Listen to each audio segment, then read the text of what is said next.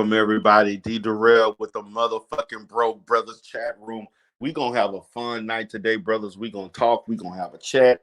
I'm gonna reminisce about the past, the evolution of what has brought us to this day. I see a couple of the Broke Brothers chat room up in here right now. My nigga DJ Drama and TMK Media, Dr. Bombay. Man.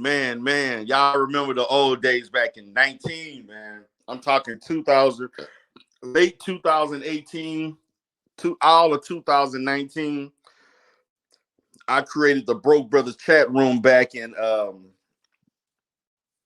maybe late 2000. I think it was probably early 2000, late 2019 when I became monetized, man. In case people trying to figure out what the fuck is the Broke Brothers chat room. Well, the Broke Brothers chat room came about when I seen the same 5 or 6 Negroes, 3 of them, two of them up in here right now, a couple other people, they kind of come and go, you know what I mean? Then I actually was teasing this fool named Paul Agbaku and this other dude. There was another guy that was an anti-fraud war, used to come in there all the time talking about, I'm asking about donating here and donating there and stuff like that. And I was monetized. And I said, you know what? These niggas ain't giving no money. And I said, this is the motherfucking Broke Brothers chat room. And it was hilarious. Then they had a dude named Omega Dreads, man. Yeah, Mega Dreads was up in here. It was a bunch of people, man. No Squirrel Zone and all of those dudes, man. They used to laugh when I used to say the Broke Brothers chat room. They ain't giving up nothing. And so, man, we used to laugh and joke about that, man. Every time, man. Yeah, we used to laugh about that shit all the time. Broke Brothers chat room. So yeah, man, I'm doing that to all my day ones who've been rocking with me for well over 2 years now. I just wanted to kind of do a different show, kind of talking about that. I've done a retro show before where I did a show with Israel Bound came back on. Deity came up one time. This was really when I started going heavy in the manosphere, and they was like, "Man, D, get back to what you was doing, man. Remember when it was Deity? Remember it was Israel Brown? Remember it was Sher Cruz up in here and all that kind of shit? Like, man, they were my staple. I had a crew, man. I'm gonna be honest with you, man. My crew that I had, these Negroes at the smoke chumps, they couldn't handle my crew. They damn sure couldn't handle Diddy. I know they damn sure couldn't handle Israel Bound. Man, them niggas would come with the heat. And to see the thing about it, what they didn't understand, my crew, everybody in my crew didn't agree. Matter of fact, Israel Bound hated Umar Johnson. But we agreed on a lot of other shit. We just didn't agree on Umar Johnson. Diddy was like, okay, Umar was cool, whatever. It's hard to get to school, but I ain't really tripping on it. But she kind of questioned me going after Lennon Honor back in the day. Sher Cruz was pretty much on my side about, hey, these niggas acting stupid. She was based against anybody that was trying to fuck with me. And so she would feel some kind of way about it. So man, so I was just like, so yeah, man. So I was basically, we was having a good time back in the day, man. We basically covered Umar on Thursdays. We had a Umar Johnson update every goddamn Thursday. And to be honest with you, that would be my highest rated show. Everybody was wondering why the hell you kept doing them goddamn Umar Johnson updates. The reason why I kept doing the Umar Johnson updates, because you niggas kept watching. That's the reason why. It was viewer driven. It was viewer driven. If you didn't watch Umar, okay, I wouldn't play it. The bottom line is that somewhere, to be honest with you, in the algorithm, every Umar Johnson video that I did really well. I don't think I've ever done one Umar Johnson video that did less than 200 to 300. Most of them did 400 to 500 and above. And so on. So even though I was doing Manosphere content, my Manosphere content wasn't really generating a lot of viewership unless I was beefing with somebody. My Manosphere again, man. My Manosphere content wasn't. Oh yeah, that go Rex back in the day. Rex Richardson was a hater of mine back in the day. He was in the Broke Brothers chat room too. Rex Richardson saying, if this is the Broke Brothers chat room, how come DJ Drama doesn't have a wrench?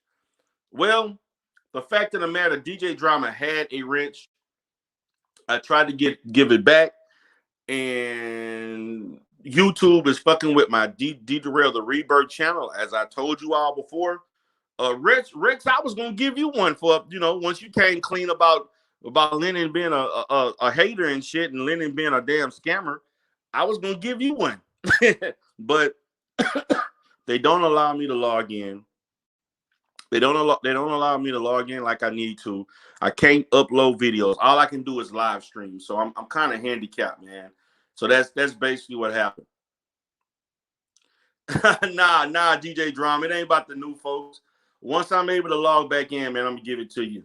DJ Drama say, I'm not a hater of you, D Darrell. I just disagree with you on some things. I feel you, brother. I feel you. But remember, Rex Richardson, you know, back in the day, man, you used to go hard on me about Lennon Honor and about supporting Umar Johnson. You used to be up in there. You used to be the first one in here. Couldn't wait to get at me about it and making jokes and shit in the comment section. Don't think I forgot about that. So, guys, as you all know, just kind of reminiscing about the past. I mean, my Umar Johnson content back in the day was strictly in response to bullshit. Be honest with you. I did videos every time Anti-Afro put me in a video. She put my face in there. She lied about me. So I was compelled to respond back every time. She was the reason why I did so many. In case anybody want to know, you want to know why I did so many Umar Johnson videos, Anti-Afro, Lennon Honor? Because of her, because of the lies that she kept putting out. And I kept telling people, man, nobody wanted to believe me. It took 2 years. It took absolutely 2 years for people to really, really recognize that I was telling the truth. 2 years. What's up, Casey? How you doing? What's up, Seth Marie? Appreciate you for coming in. See DJ Drama in here. What's up, Black Einstein Production? It took 2 years. Absolutely 2 years for people to realize, damn, D Darrell was right. Yes, I was right. I wasn't. You think I was just lying to y'all for views? I wasn't lying to y'all for views. I was telling y'all the truth. D Darrell is not about misleading people. The sad thing about it, I didn't realize how valuable my archive was until it was taken away from me. All of my live streams, man, if I could have, to be honest with you, if I had all of 2020 live streams, man, better yet 19, but really 2020, man, that right now, man, if I would have kept D Darrell the rebirth, D Darrell the channel, I could actually do endless amounts of uploads just on live streams, just to educate the new folks about what really went down back in the day. See, a lot of these guys don't understand, man. They don't understand. Yeah, DJ Drama, I'm gonna bring the channel up for nothing, for everybody that was a broke brother in the Broke Brothers chat room. I know who you are. I'm only gonna allow the Broke Brothers chat room to come up tonight, man. I'm gonna do the invite right now. Only my day ones. You know who you are. I know who you are.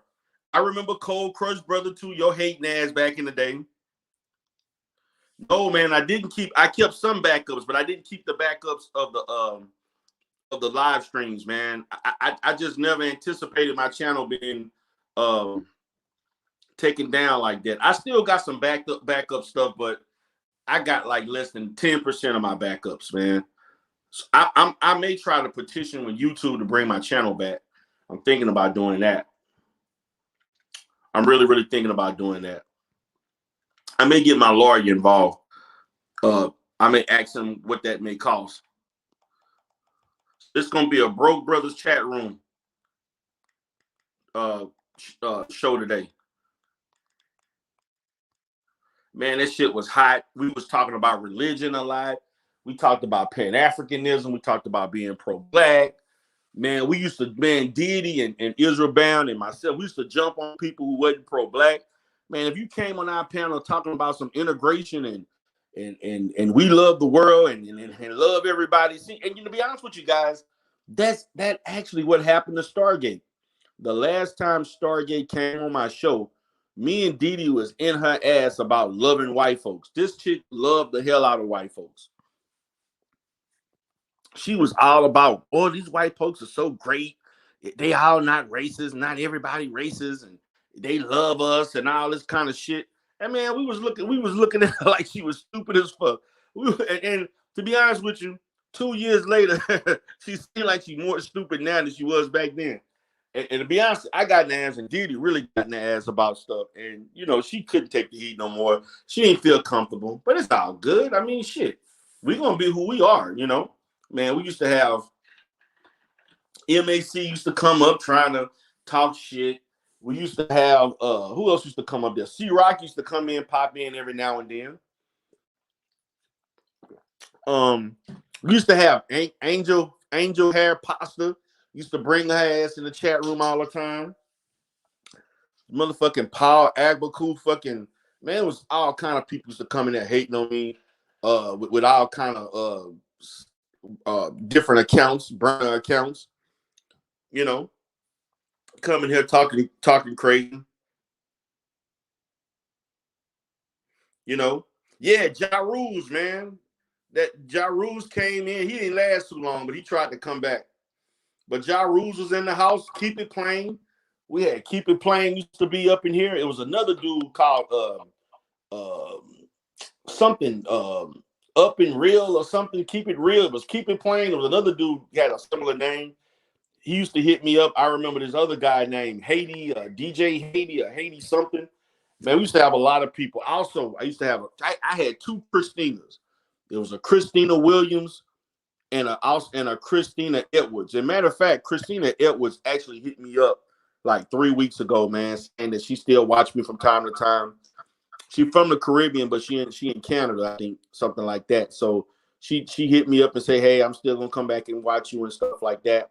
And she was like one of my day ones. What's up? What's up, DJ Drama? What's up, brother? What's good, Darrell? Hey, man, you tell me, man. I'm bringing it back, man. Broke Brothers Chatter. Yeah, Broke Brothers are back, man. I used to fuck with y'all about that. This shit was funny, man. I remember I told that when I first said it, I was teasing Paul Agbaku.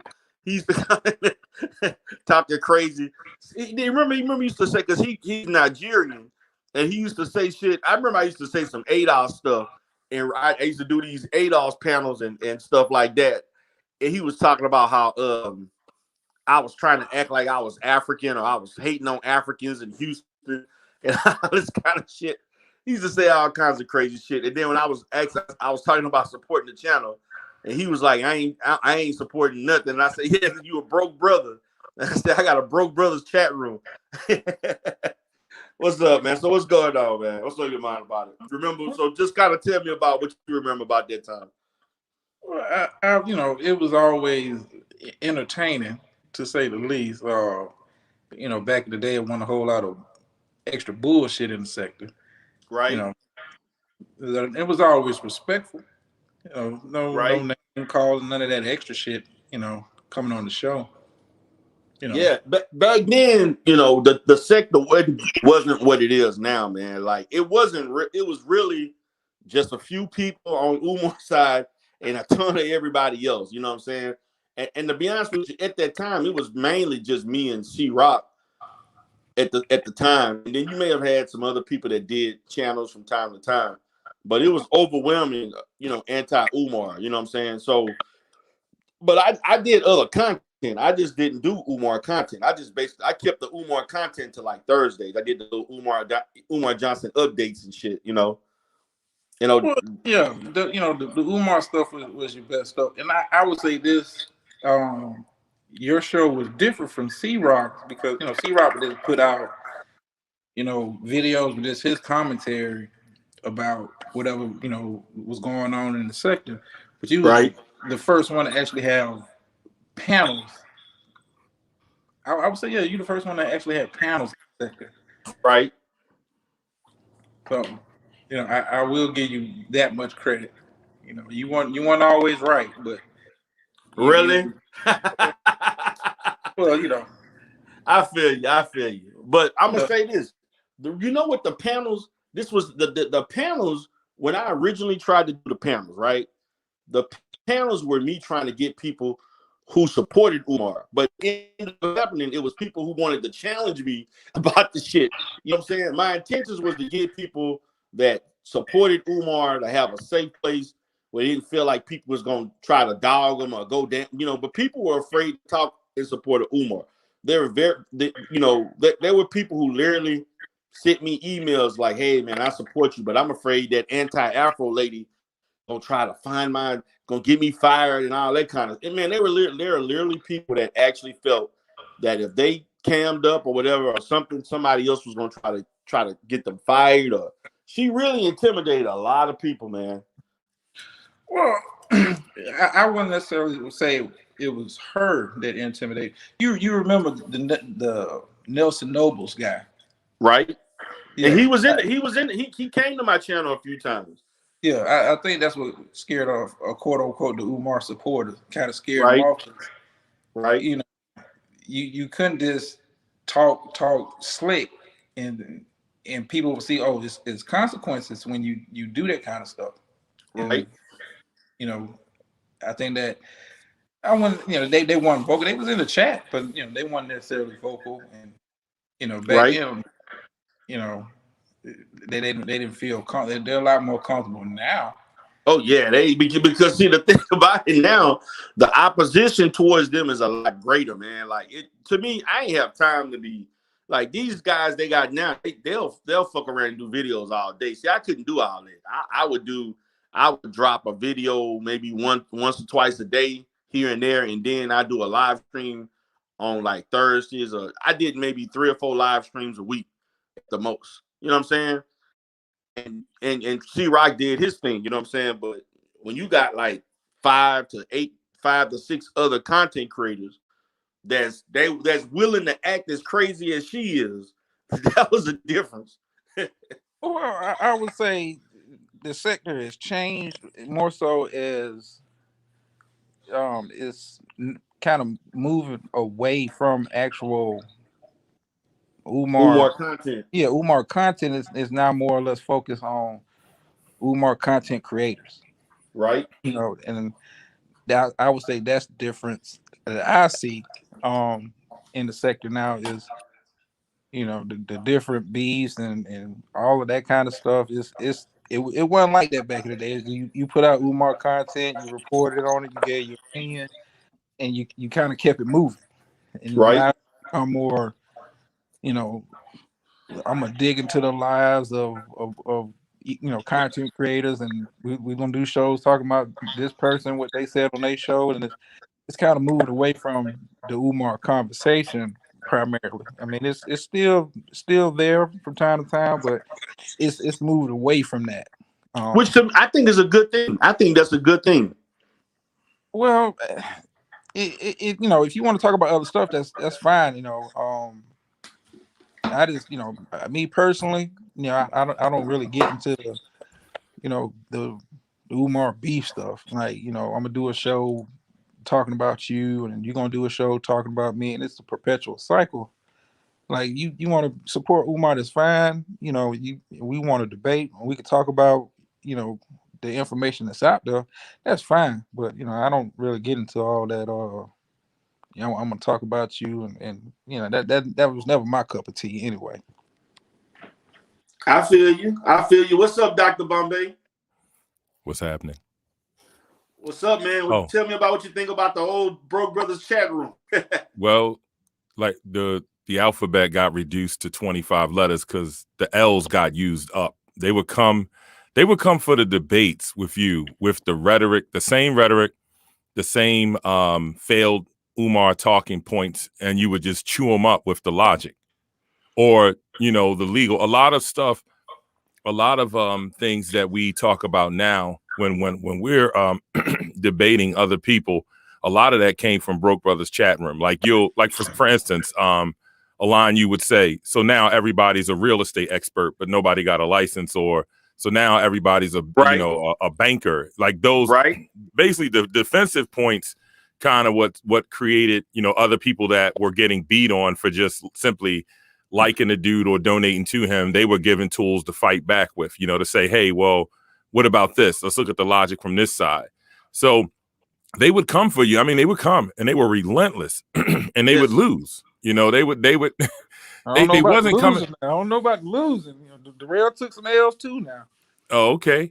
And what's funny, well, like, you know, well, certain things, but what's funny is somebody came in the chat room the other day for, I think he must have invented the time machine. He came from 2017 because he came in the room starting out and Darrell shut him down saying, damn, man, you're saying the stuff they were saying 2 years ago. You need to go get the playbook and come up to date, you know, because exactly you coming in here with questions like they always come in with this, I'm new, I'm neutral, I'm new.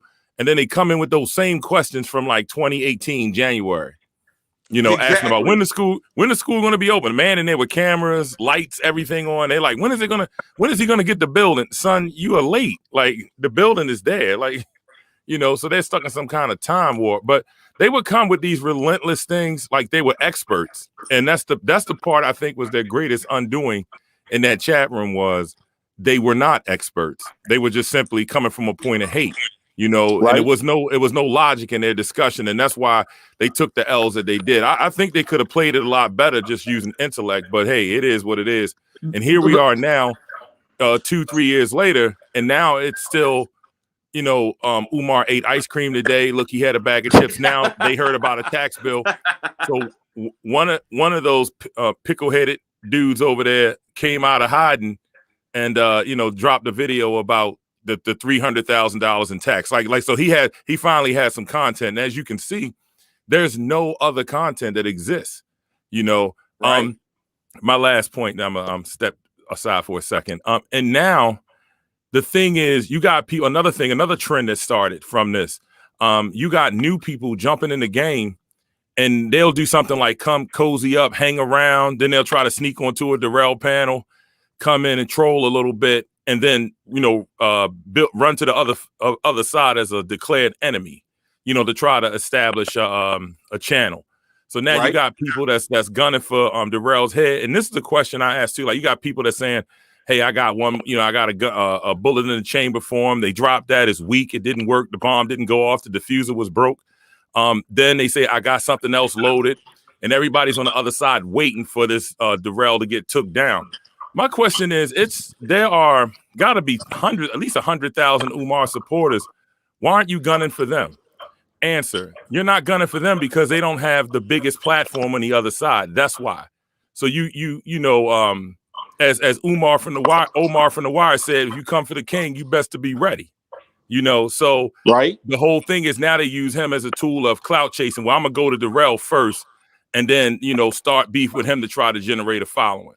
So that's the new thing now. He's still got the target on his back as far as that concerned. So ain't nothing changed. The rhetoric is still the same. So now what you said, what Drama said, everything's kind of gone into a personal thing.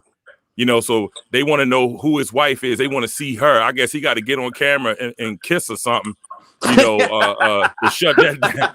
They think this man sits up on camera every day wearing a wedding band with no wife. Who in the world would do that? Like, who would wear a wedding band with no... What man, first of all, what single man would say he has a wife if he doesn't? Like, do you know how many invitations you'll get being a single man on camera with a successful business versus you're going to come shoot yourself in the foot and say, oh, by the way, I got an imaginary wife, you know, and I'm wearing this wedding band to keep all the hoes off or something. Makes no sense. Makes no sense. Yeah. So yeah, definitely.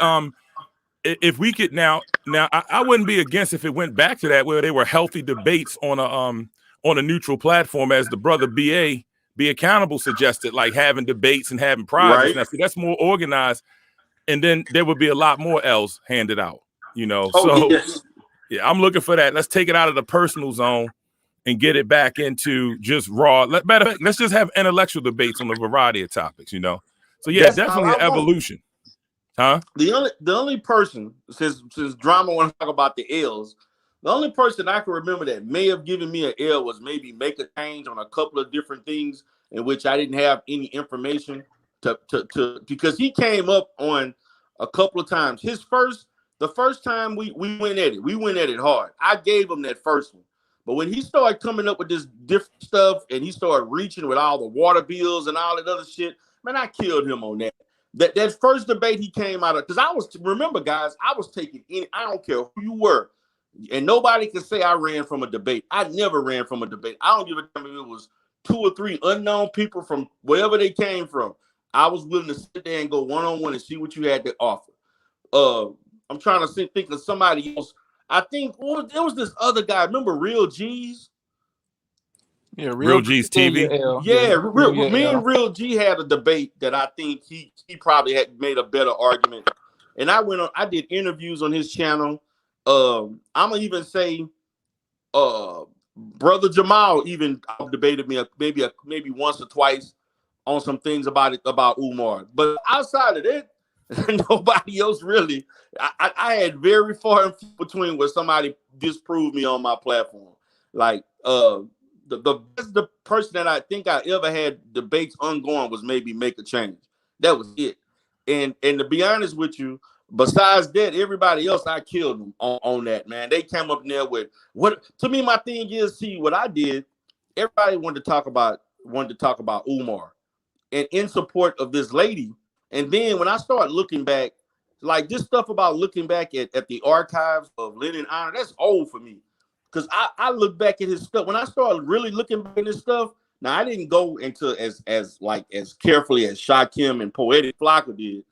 But when I started seeing all this stuff about the GoFundMes and the moving in and the hospital bills and the shit with him and McGriff, Professor Griff, oh man, I was like, hell no. The shit that got me was the fact that this dude wrote all those books that did not make a dime. He made all these folklore albums with folklore music that didn't sell shit. And then he started messing up people, man. Those consultations, man. That to me, when people was mad, I remember when I blocked MAC that time, he was threatening me, talking about, man, I and see, this is the thing people gotta understand, man. And this is how you're dealing with cultish people. Like, dude, I'm a YouTube personality that just so happens to have a mental health counseling license. Why do you feel because you don't agree with something that I'm doing that has nothing to do with my field, that you feel like you have to get angry to go call schools and different other places to take contracts from me? Like, why do you feel like because I disagree and you can't disprove me, therefore you're gonna try to hit my pocket?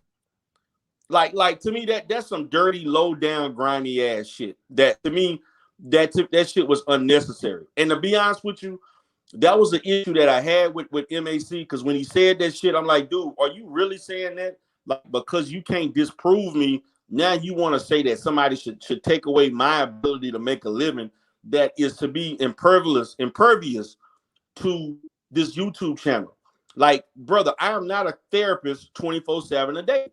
Just because I am a therapist don't mean it strongholds me to have an opinion, to act silly if I want to say stuff. I can do that. Y'all think I'm a priest or something? Like, that's the only thing. I'm not a politician. What the fuck y'all think? Like, and these people really thought. And be honest with you guys, I had to spend money just to respond to some of that bullshit that they did to my board. Now, the shit was basically didn't amount to nothing, but the very fact that I had to do that to me was to me despicable. That because you don't agree with me, now you want to go call my boy and say, oh, he did.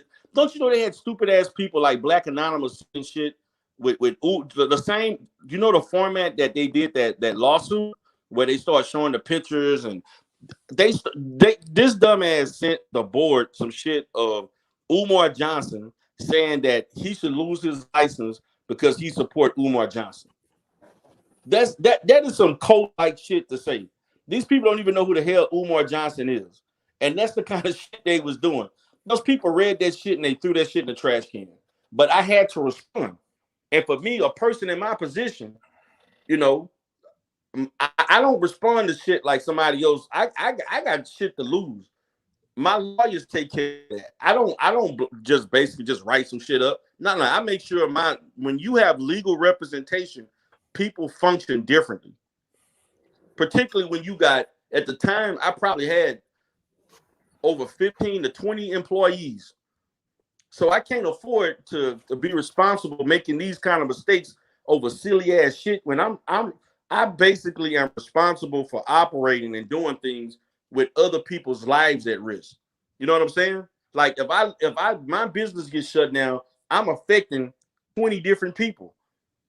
So I can't respond to some shit like a layman just, oh, I'm just gonna respond and say, oh, I didn't do this. No, man, I had to have legal, I had to pay lawyers to respond and write letters for that shit.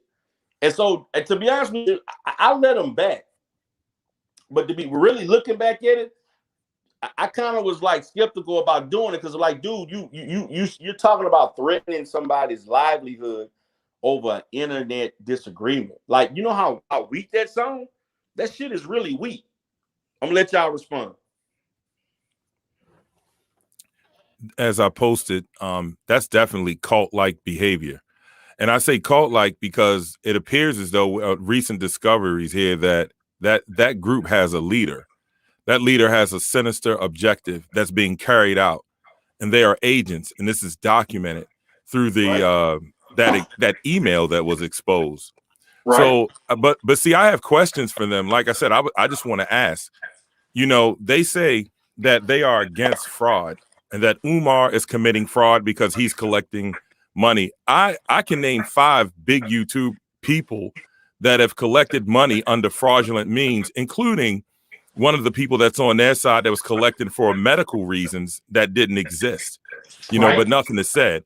We have Black Lives Matter with like $1 billion, collected 90 million last year. The owners are running around, or should I say the managers of the organization are running around purchasing $1 million homes like they're on sale, you know, bought 3 of them. But we don't see, and none of that money is being diverted to the Black community. They aren't even supporting their own chapters, but yet the anti-fraud warriors have nothing. They fall silent when it comes to something like that. And that's what I'm like, well, how is it that you're a group, you're against fraud, but you only have one target in life? That makes no sense. Then you're not an organization, you're a cult. You know, now if you were fighting groups on many fronts, and if you were, your content would reflect that, and it does not. It's single-handedly one-pointed at one person or anyone who is deemed to be in support of that person. And yes, I was also one who was fearful of the doxing and all the nonsense and the drama, you know, just because you want to put something out or you feel a certain way. It's not about that. Do we support Dr. Johnson or don't we? I support the idea of what it represents. So if we're going to tear down his school, or if we're going to focus all of our energy on hoping that school doesn't open, then what are we going to do to replace it? That was another one of my questions I asked. Where are the schools in the towns where you are? Or better yet, can you tell me, Darrell, and the rest of the panel, what's the hashtag that we can use to donate to that supports a similar cause? And please don't yell out Q butter. Don't say that. You know, we're talking about something that's for us, by us, not government funded, not where there's, you know, some money from the state and such, because if that's the case, those people make the rules, which means they can come in a flip of a switch and cut off funding, and we're right back where we started. So those are questions that we never get answers on. All we get is, if you ask a question, they just fire back with some Umar misquote or something. Like that's the only thing involved. If you attack one of their lieutenants over there, they fire back with, what about Umar? Like Umar and that guy is on the same level somehow.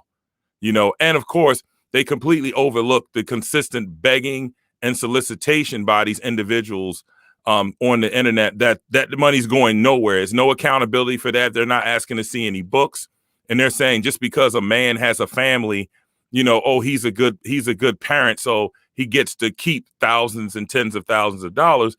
But a person who's trying to do something to help the community or all children does not have a right to collect. And we also do not have a right to support that person because our businesses deserve to be shut down. Principals were getting fired, people losing jobs, losing money, restaurants getting, you know, doxxed and such. So like I said, that is a sickness, you know, that's definitely a sickness. And it's something that's in our community, and it's deep and it's widespread. We're our own worst enemy. Somebody from amongst us steps up to do something, and here come all the coons out of the closet to figure out some way to dismantle it or tear it down. That's why I say Euro Americans, that's what we're going to call them. Euro Americans don't have to come to your community and ride horses through and burn crosses. You basically do it to yourself. And that's evident from what we have going on here. So like I said, in closing, I just want to ask them, where are the legitimate schools that you believe in that we can donate to? Who are the other fraudulent organizations that are hurting our community that you come out against? Can you please list a few of those so that we can come out? And thirdly, why are you making it personal? Why is somebody, if they make a conscious choice to offer support for possibly helping kids in the community, why does that person need to lose their livelihood? And those are the questions that I have. And like I said, as far as I'm concerned, if it costs $2.5 million to open a school and only one black life is saved, it was money well spent. As far as I'm concerned, if the school shuts down after that, I wouldn't care. You know, obviously we saved one life and we need to start saving lives. So I challenge the other side too to come on here with some intellectual guidance, some wisdom, something that we can really use. I don't want to hear about Darrell's wife. I don't want to hear about he's supposed to be a therapist and all that nonsense. I want to hear some concrete information coming from the other side. I don't want to hear about no bombs about to drop. I'm about to destroy D. Darrell. Watch this. That first one was a joke. And now watch it. See, I'm just warming y'all up. I'm playing chess and all that type of nonsense. And them dumbasses sitting over there listening to that. And I saw the one person started to challenge them, say, well, how dare you use the black community and all of a sudden, like, wait a minute. And then it's like, oh, well, I'm leaving because you're challenging. I'm just going, so y'all not going to let me talk. I'm leaving. And they fell for that. I'm like, yo, how can you let fourth grade intellect manipulate you like that? That's a game. If somebody come in and they want to take their ball and go home because you asking the challenge, that was to the lady that was trying to ask, that was a legitimate point you were making. And then the person tells you it's going to take me 20 minutes to explain. And here's my question. What is the destruction of Darrell going to do for the black community? How does that help? How does that help? Okay, so what? You drop a bomb, you pull something out against them. How is that going to help improve the black community? How? And what is your role in all of this? That's just, I mean, it's a lot of questions. I would love somebody to start a neutral platform where we can come on and just like ask questions. I just want to ask questions. I'll just ask a question and be quiet. Ask another question and be quiet. That's all I want to do. I just want answers. I don't want to hear nothing about no Darrell. I don't want to hear nothing about and then when you finally losing on logic, they always say, well, when is the school going to open? That's the final question that's always thrown out. We ain't worried about the school. Well, DJ Drama used to do that. Yeah, my question is, this is my question. Instead of asking when is the school going to open, I want to know, what are you doing in your community to help improve the conditions there? What organizations do you belong to? Where's your money being funneled to help the community? And also, are you a father at the head of a household raising young individuals that's going to improve our community and our society? Are you doing that? That's what I want to know. I don't care about the Darrell was at some hotel with some chick and you got photos and all these crazy conspiracies. I want to know, what are we doing to help ourselves? That's what I want to know about. And telling people, oh, you know, aren't you? And then this other one, aren't you a professional? You're supposed to be a therapist. Negro, you flip burgers at Wendy's. I mean, you're not a chef, but should you not have an opinion because you cook burgers? What does that have to do with anything? Again, black people standing in front of their own way. So now y'all going to take, well, half of the time you're trying to prove somebody don't have a degree or a PhD. Then the second half of it, when they do have a PhD, you throw it in their face and say, you can't have an opinion or you can't become emotional because you have a master's or a doctorate or what have you. Man, what does those pieces of paper on the wall have to do with anything with us having a discussion and trying to help the community? I got like, matter of fact, I'm gonna call it the 101 questions to ask at AFW and see if we can. I'm gonna write that. Oh wow, book. You just gave me. I'm gonna have to do a show on that. The 101 questions to ask that they won't respond to. Do that, and then we can all come in and ask the questions, and that way it's documented and it's on tape. Because I don't want to hear about some fool talking about they about to drop a bomb. Nobody care about what. Oh, Darrell ain't pay. He ain't pay his car insurance, man. He was late 3 times. That's because he getting high. He getting high. He's sleeping with his patients. When them women come in there with sexual hangups, he be having incense on and pulling out bottles of wine. And the man clearly told you, Like, you understand that would be an instant loss of license. See, you hit on something on your other Life Solutions channel when you were talking about business. I was listening to that, and when I used to when I had my business before I closed it, it was all of those issues. You're right. You can't, like I said, a lot of wisdom there. You can't hire family. You can't sleep with your employees. I don't know if you said that, but there's so many things. Yeah, I've said that in other. I ain't said in that particular one today, but I have mentioned that before as far as ethics. In the profession that I'm in now, there's certain codes of conduct that you can't do with clients. There's things you can't do, lines you can't cross. Me personally, in my own business back then, I had a rule that's called I don't date the customers. You know what I'm saying? Never did that, because that was a bad move for profit. When I was real young and I was just starting out in the game before the business, I would get caught up in that because, you're young, you don't know any better. But later, and I would have one time my mechanic, he literally cursed me out. He said, man, she was nice. She was this. I don't think she would have mentioned you were stupid. She was, he was just, I said, dude, a rule is a rule. And you don't know, you can't judge a book by the cover. That's just, so we who have had businesses or still maintain businesses have certain codes of conduct and ethic that you who sit home unemployed all day with no job, no motivation, no direction would not understand. So that's why you can say, oh, he's inappropriate with a patient or just come up with a conspiracy. Nobody's going to take a business bringing in a few $100,000 a year and risk that. Not on this side. Exactly. So like I said, when you get to that level, people, and you're at a point where you've lived that's something you will understand. See, think about it. If you got a business and you got the resources, you don't have to mess with anybody in your building. There's 4.8 billion women on the planet. I mean, that would just be unwise to do that. So like I said, it's just things you don't understand. But let's take it from the personal attack on Darrell, and let's bring it into a general discussion, people, and let's answer some of these questions. And I like this reverend was on one of the panels and said, I'm the one that began all of this, because if it wasn't for anti-Umar stuff, the other side wouldn't exist.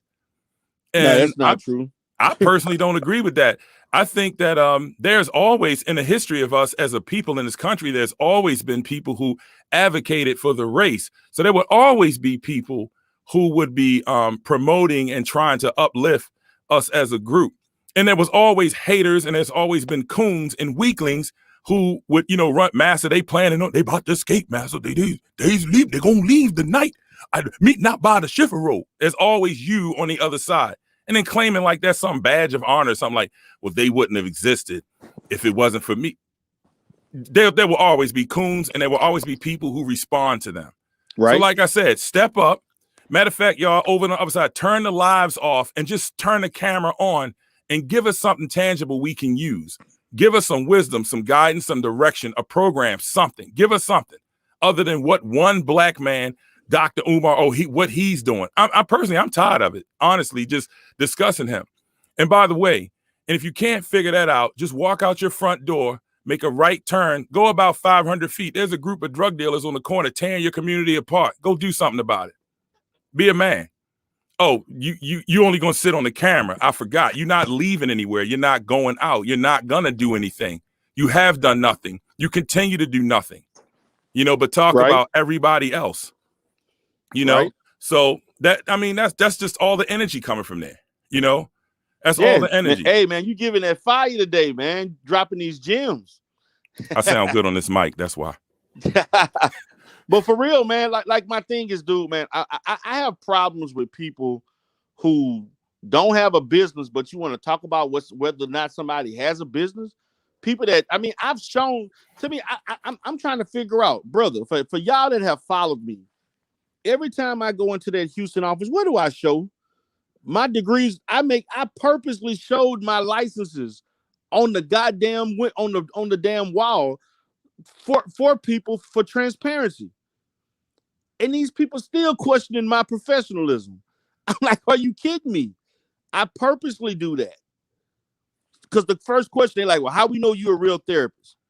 Can you see on the wall? Why would I put, you see the licenses and the degrees on the wall? What else you want me to do? What else? I'm like this, man. I don't have to prove shit to nobody. You know what I'm saying? especially the people who have shown not to have accomplished a goddamn thing in life. So them days of me trying to you answering me whether or not I got this, and now people trying to attack the Janice house. You got people who basically homeless right now that need the Janice house, particularly one fat ass that sound tired all the time. Like you sound like you may need my help someday when your family won't support your ass because you got diabetes and you got all kind of other shit and they don't want to take care of your ass. You may need to live in a group home one day when they can't medically take care of you or want to deal with your ass. Can you explain, D, what is the mechanism?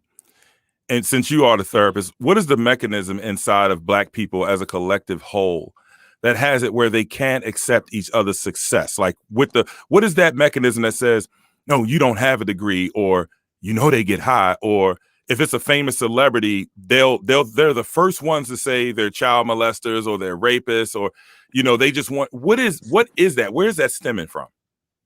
See, well, we have to understand the psychology of the Black man is still affected by remnants of slavery and social programming that is designed to cause us to not trust one another. And because we repetitively see images of other people being successful and not seeing ourselves through psychotechnology such as social media, television, music, everything from the time you were born, and you use any form of technology, any type of advertising, all of that is mental programming. So when you see images that don't reflect you, the minute you see somebody that looks like you represent success, you automatically question it because you've been conditioned to think that success means whiteness. In any Black person, and I talked about that in my show today on Life Solutions. Anybody that is Black, like the Black professional culture and class has done a poor job of selling to the Black community ways in which we should act and how we could create a standard of ourselves that can produce success. What has happened is that a large percent of our population lives in urban and poor areas in which they don't see success. So they associate they associate failure with Blackness, success with whiteness. So every time when they see a Black person, such as me, Tiffany, yourself, or anyone else, particularly if they don't agree with you, and you act the way that associate or they deem as being success, they're going to question, oh, are you really a therapist? Why would a therapist act like this? What about the Janice house? How the hell he got 2 and 3 different how the hell can a Black man have 3 different locations? What did he do? Is he selling drugs on the side? This is something that has repetitively stemmed from us not, being psychologically affected from generation to generation. Is part of the post-traumatic slave syndrome. Because when we think about post-traumatic, we're thinking about all the trauma that we develop and that it ingrains itself in our culture and manifests itself as we interact with one another.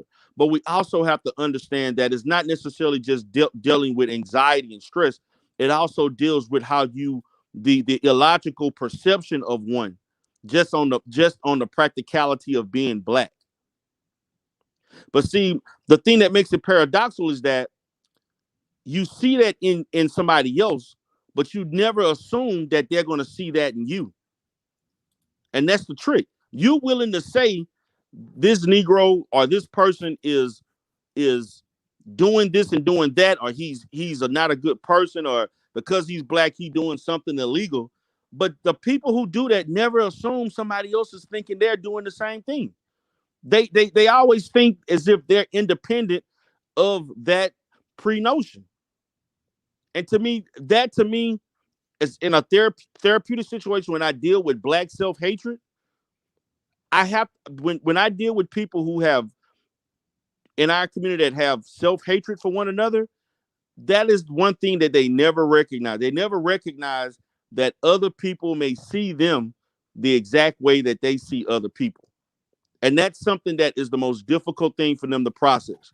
They assume that other people see them the opposite of how they see other people, meaning they think other people may see them in a positive light, even though they look exactly like the person that they're criticizing. And that is sick, and that's why we have the crab in a barrels mentality that perseveres throughout our community, because we have yet to unlock our true consciousness, which allows us to love one another, to value one another, to trust, to have some level of innate trust for each other. The Black community does not have an innate trust for each other. We don't. Other groups do. We don't. We actually have an innate distrust. We assume Blackness means something flawed, something disturbing, something violent, something that's going to be crooked. We think of all of the negativity. And that's why when they see me, or they see any of us on this panel, or anyone else that is doing certain things, they automatically assume you did something negative to get there. You didn't necessarily just follow the books, did what you're supposed to do, follow the rules, just so happen you're successful on merit and hard work. No. You had to have done something disruptive. You've had to steal super chats to support a business and cash apps. Are you fucking crazy? But that's the level of stupidity, Dr. Bombay. So that is the psychological process that tends to rotate in the mindset of our people from one generation to one generation. And some of that is taught. Some of that stuff is not just that we naturally, because we didn't come in the world with that. A lot of that is through socialization, social programming, and then poor parenting. Because we teach, as kids, a lot of Black parents teach their children to hate Black people. And they don't even recognize it.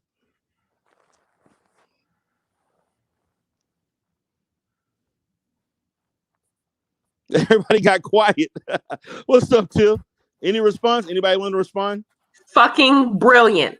What you just said was right on the goddamn money. 100%, 100%, 100%. Appreciate it. Good, strong, valid points, Darrell. Good. Anything, Dr. Bombay?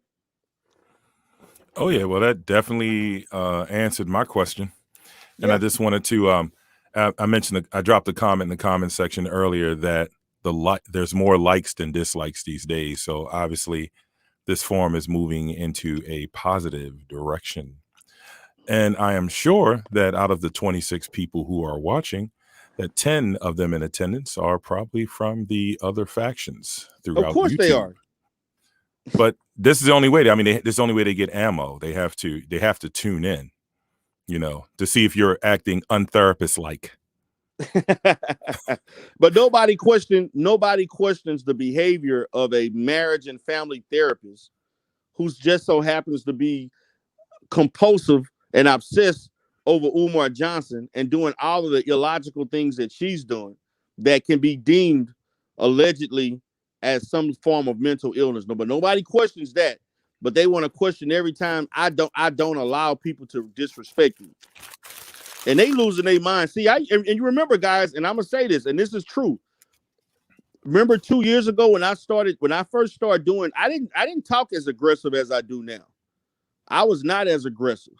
I didn't curse as much. I was more calmer. At times it all depended. It all depended. I had to really be charged up to really go off. But it got to a point now, at this point, when you're dealing with idiots that refuse to listen to the truth, I'm like, hey, I can't play nice guy no more. That shit over with. Now I'm just like, hey, you just gonna have to not like my delivery. It is what it is. I care less. Back then I cared. Now I don't care. Like, my thing is that I'm like, this whole thing about the ethical bullshit. Like, guys, unless you have paid me a dime, you signed some consent forms, or I gave you a referral came to me, that basically have provided some level of direct or indirect contact, you are not my client, and I am not obligated to treat you as such. So could y'all please quit using the weak ass therapy, the therapist comment, because it holds no water. The my board cares less about how I do YouTube and so forth if you're not my client, or unless I'm miseducating people on counseling and psychology, which I have never done and never will do. So until I do something like that, that's a weak argument that does not deserve my response.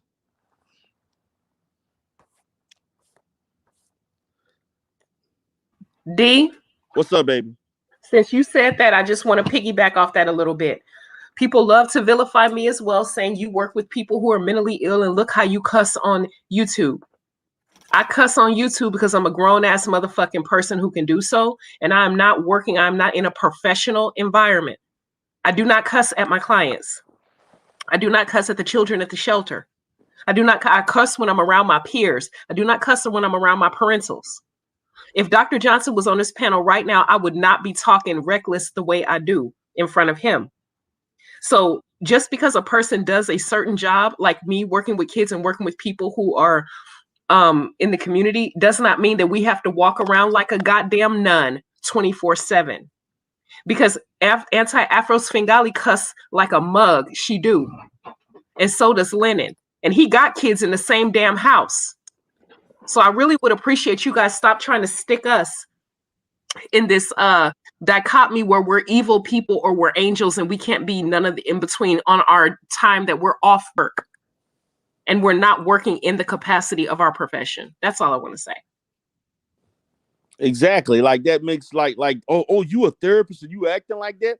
Well, first of all, half of you out have never seen a therapist, unfortunately, and many of you actually need one, and you don't know what a therapist acts like. You don't know, you've never even been in a therapeutic situation. So how are you going to tell what a therapist is supposed to act like or not when you haven't even been in the field? You're not even educated. You don't even know anything about the process itself or that service and so on. And I know that many of you have not, because you wouldn't be asking the stupid ass questions and things and say the stupid stuff that you would say if you were seeing a real therapist. You know, like you because I'm gonna be honest with you, in therapy, you do know therapists do curse in therapy, and we curse a lot. We do curse. I say motherfucker. I say that's bullshit. I tell people you're acting like an asshole. If it's, but I'm doing it in a means in which it's a therapeutic way in which you can call what we call swearing. When you're swearing in therapy, is used in a manner to awaken a person's consciousness about something that they're doing. Also, you have to understand that when you're talking to certain demographics and certain people, sometimes you have to communicate to them in the language in which they understand and respond to. So if I'm talking to a person that's hooded out and they curse a lot, I may have to speak a little bit like that to get their attention. They may not respond as well to more gentle language. I may have to sometimes speak in a more aggressive language to get them to respond. That's called basically relating to your client. That's called proper communication, empathetic interaction between the two of us, to let them know I know where you're coming from. Therefore, I'm communicating you in a jargon that you can relate to and respond in a fashion that can help you long term. You know, but you wouldn't understand that, you know, but you just go you're going by some bullshit that you see on TV where you send a therapist and say, oh, how do you feel today? And it's all, and even though that is true, we do speak in a nice monotone voice. It all depends on the client and the situation and the behavior that you're going through. But that is not indicative of most therapeutic conversations. A lot of therapy is very intense. Yes, there will be cursing, there will be yelling, that could be, and particularly if you're doing anger management type stuff or traumatic type stuff that's going on. Particularly when I'm doing marital counseling, there's definitely a lot of yelling and arguing and different things that go on between clients and so forth. Like today, I talked about when I on my Life Solutions channel, I had a very intense marital therapy session with two adults, with this black couple. That shit was, I needed a break from that. That was an hour and 15 minutes of intense therapeutic work. And in that conversation, that was abuse that was talked about. That was all kinds of shit that was going on. That was a lot of cursing, yelling at each other, mad, disappointed. They said all types of ill things about, and then I had to and I couldn't softly and gently interact to maintain the proper interaction. No, I had to talk in an aggressive manner. But you wouldn't understand that. You're not a therapist, but you want to question me and my ethics and what I've been doing for almost 20 years. I know what I'm doing and I know what I can't do. You think I would come on YouTube and do some dumb shit to miseducate an already a people that's already that has a lot of ignorance? Why would I add on to the ignorance by miseducating people that need to be woke? That makes no sense.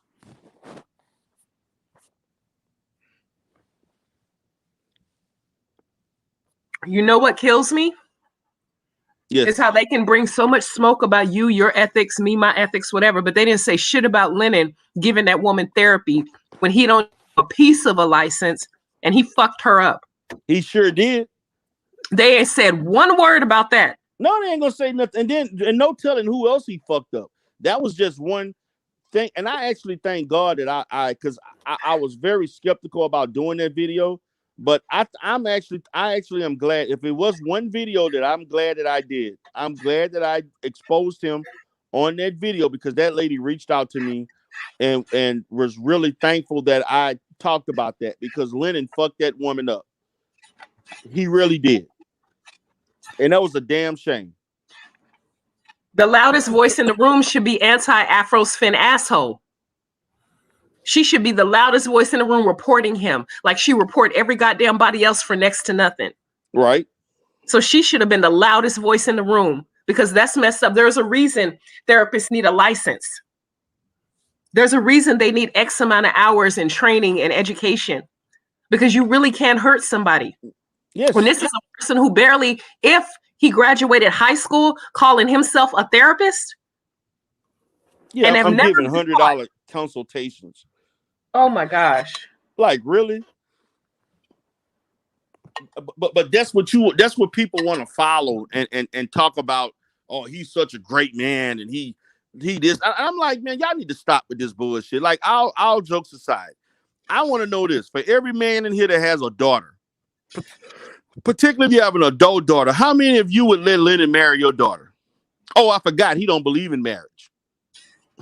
Oh, I forgot, he believe in spiritual shit.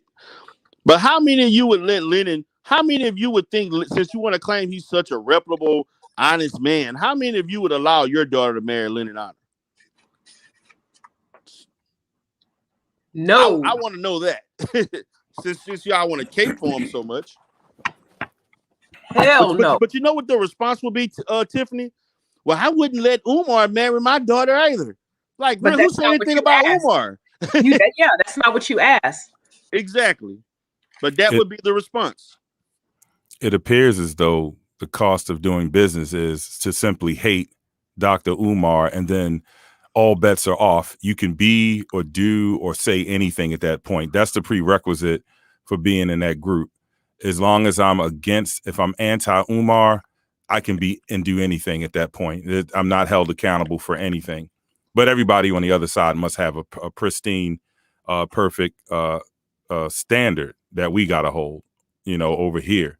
So the hypocrisy is immense. Like, that's the part that gets me. I'm like, we can never meet on a level playing field to have a discussion because of the hypocrisy alone. They don't see any of that. You can point it out. And like what you said, the response is always, but Dr. Umar this. And I've said it again, dude, that dude is not in the same league with Dr. Umar Johnson. That's not like me saying that, pumping him up. It's just reality.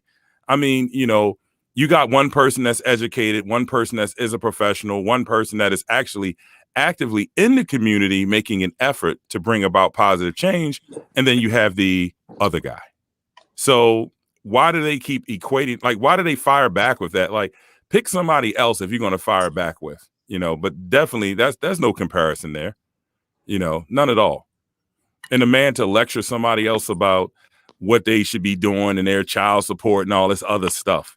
I mean, that's real easy to say when the government is supporting your children. That's real easy to point fingers. So I guess if Dr. Johnson did simply shut everything down, go back home, move in with baby mama and collect a check and say we're spiritually bonded, that would be okay, I guess. I mean, what do y'all think? It's an excellent point, but here's something we need to discuss because you just brought up an extremely valid point. You have people who are disgusting, unaccomplished bums out here giving life advice. Then you have Don, who is a unaccomplished bum talking to Stargate about life advice.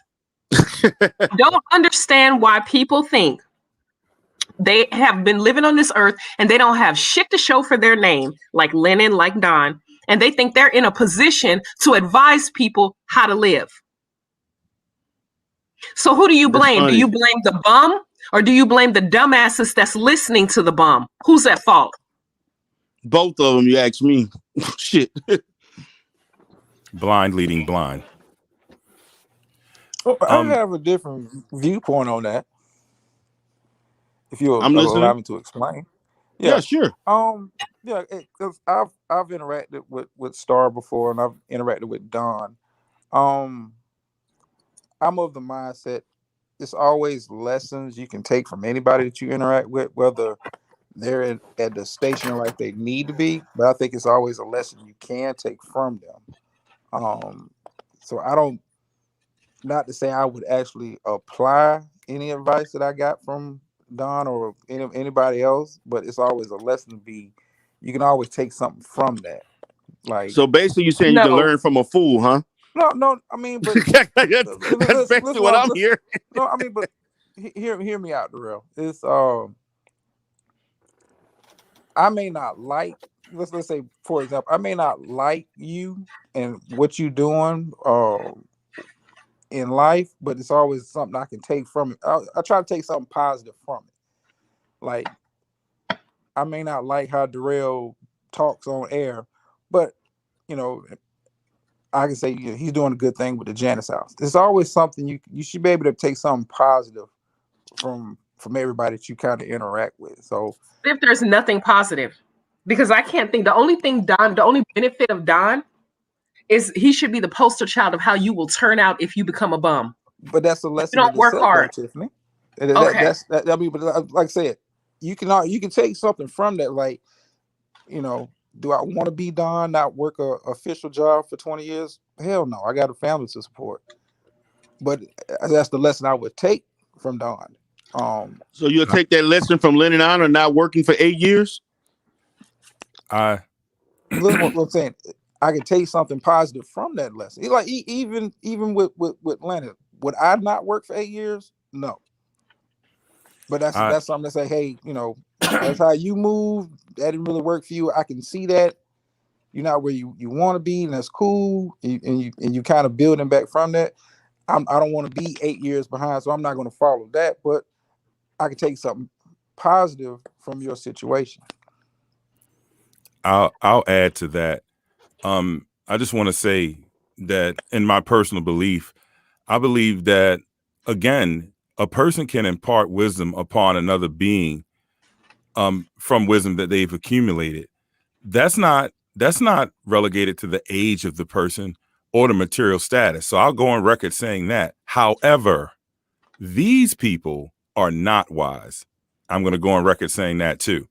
They are handing out information and guidance, and they are not skilled enough and should not be doing so. My personal belief, I always say that true adulthood starts at age 40 because, you know, of course, society told us, some misguided Europeans said when you're 18 or whatever age they find it appropriate to start having sex with young women, that's pretty much what they call adulthood. So they say when you're 18, you know, you're an adult and go out into the world and make it. I mean, most of us from age 18 on into the 30s have spent decades falling down, making mistakes, getting married, getting divorced, having kids, being with the wrong people, career changes, all kinds of mistakes. Once you get to the point where you are 30, so on, and going forward, you get to the point where you're at a stage in your life where you can look back and give guidance and direction to younger people who don't have those experiences. The key here is experience. When Tiffany referred to certain people of being of a certain status, the thing with that is that you have to have, you have to have that life experience. So if you are 40 something and you're not working, I might just not look down on you right away. However, if you've done nothing or not doing anything, have no motivation to do anything, then you're acting in an unwise way. And if you are unwise, you really should not be leading people or giving guidance. So let's look and seek out the elders and seek out the wise ones and, try to learn something. I've took trainings from a few Zen masters who were in the various stages of their ages, from 50, 60, 70, some as high as 80. They've never had any material possessions, never had any formal training, but they were men that were just, very wise and focused. So like I said, I wouldn't have a problem with you if you were homeless or if you were what we would call technically uneducated, if you had wisdom. The problem is I don't see any wisdom here in the forum, on this particular platform, YouTube. It's not a lot. So I just want to, say that in closing. So definitely it takes life experience, things you have to live and accumulate first. And then, you develop wisdom as you go on. And that takes a long time. That's not something you just get from a book. You can't read it. You have to experience and really commit to self-study and have these experiences. So that's all I wanted to say on that. What if you have no material possessions, no work history, a big ass sense of entitlement for other people to fund their lifestyle? Oh, in that case, so unless you are a monk living in a monastery, that would not be appropriate. If you are a layperson living in this society, you will need those things she just mentioned. And if you don't have those, you are acting in an unskilled way, and you are definitely setting yourself up for failure and self-destruction, especially if you feel as though you're entitled. You're definitely living in a delusional state. That's what I would say to that one. And you would need to make a change. Oh, did I say that? I mean, you would have to make an adjustment. I don't like saying that word. As a matter of fact, I'm gonna go back to the evolution of make a change, because I want to definitely talk about that and some and how he has kind of.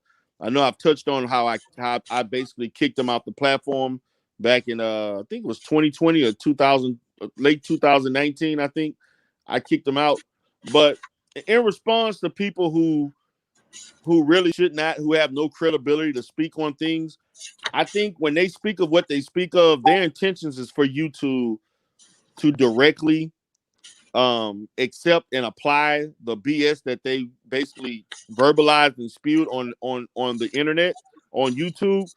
I don't think Dunn is sophisticated enough, or Stargate is sophisticated enough to say things for you to indirectly learn from it. I think they lack the capacity to think on in that level to say, okay, I'm going to interact and say things so that you will choose to not do what I'm saying, instead of doing what I'm saying. I don't think they have that. They're that tactful in their communication to do that. So that's my position on that. But what I can say about it is that as it relates to Dunn is trying to get money. Dunn, by the way, is and I guess what he claimed, he's in a competition with me that he's actually losing. And he thinks, if he think I'm going to give him 4 digits, he losing his goddamn mind in case he's winning. I'm like, Dunn, why would I get in an agreement with you in which I have nothing to gain, but you think I'm gonna give you a grip? I'm gonna give you a grand or more.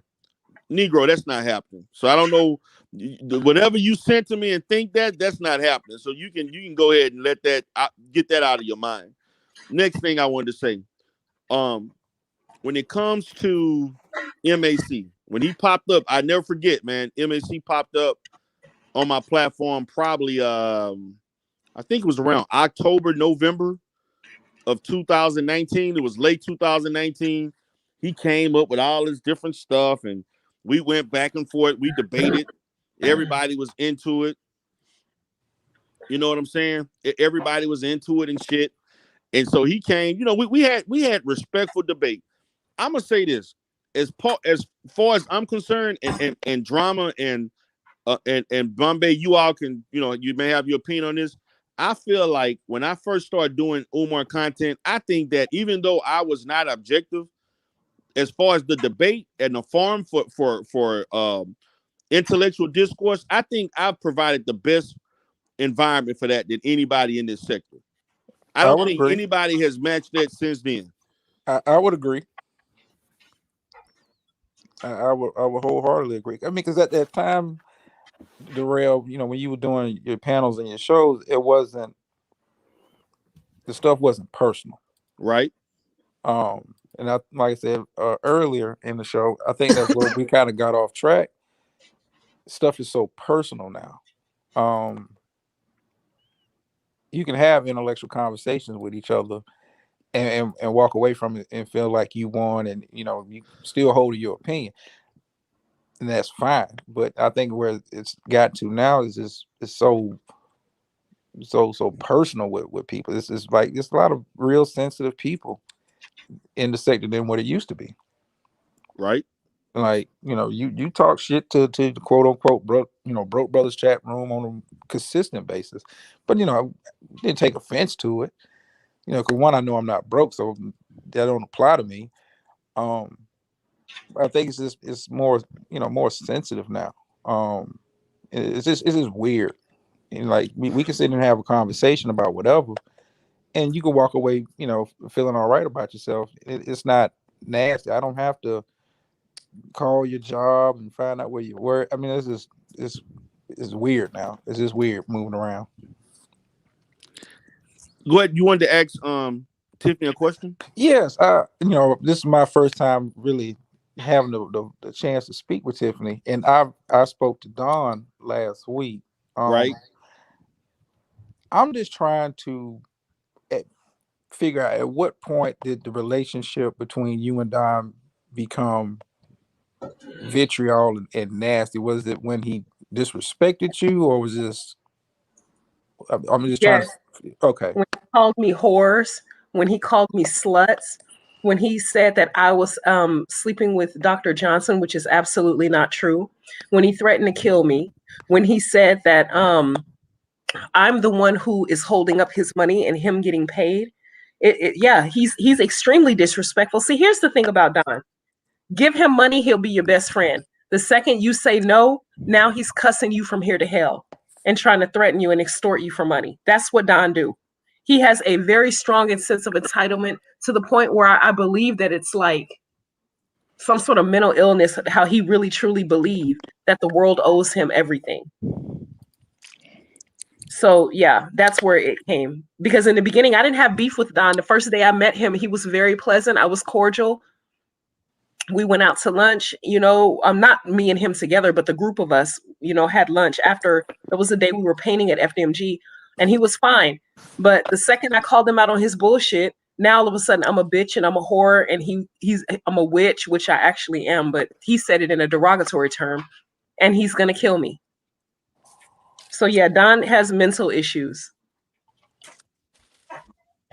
Oh, okay. I was just trying to get to the kind of crux of the issue, like, so it went left when the disrespect started coming out. Okay. Yeah, the same thing with D. Darrell. He was fine with D when he was getting money, but the second, you know, the money stopped, now all of a sudden he hates D for no reason. Well, I will say this. I think Don's problem with Darrell was allowing people to come up and talk about him. Don hated him even before that. Well, I'm just my personal observation. I may be, but I've watched him have issues with Shaquem in the past, issues with Darrell.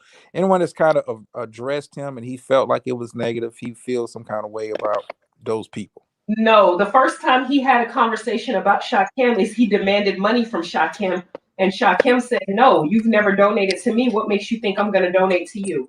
And that's how that started. It's all a sense of entitlement. Okay.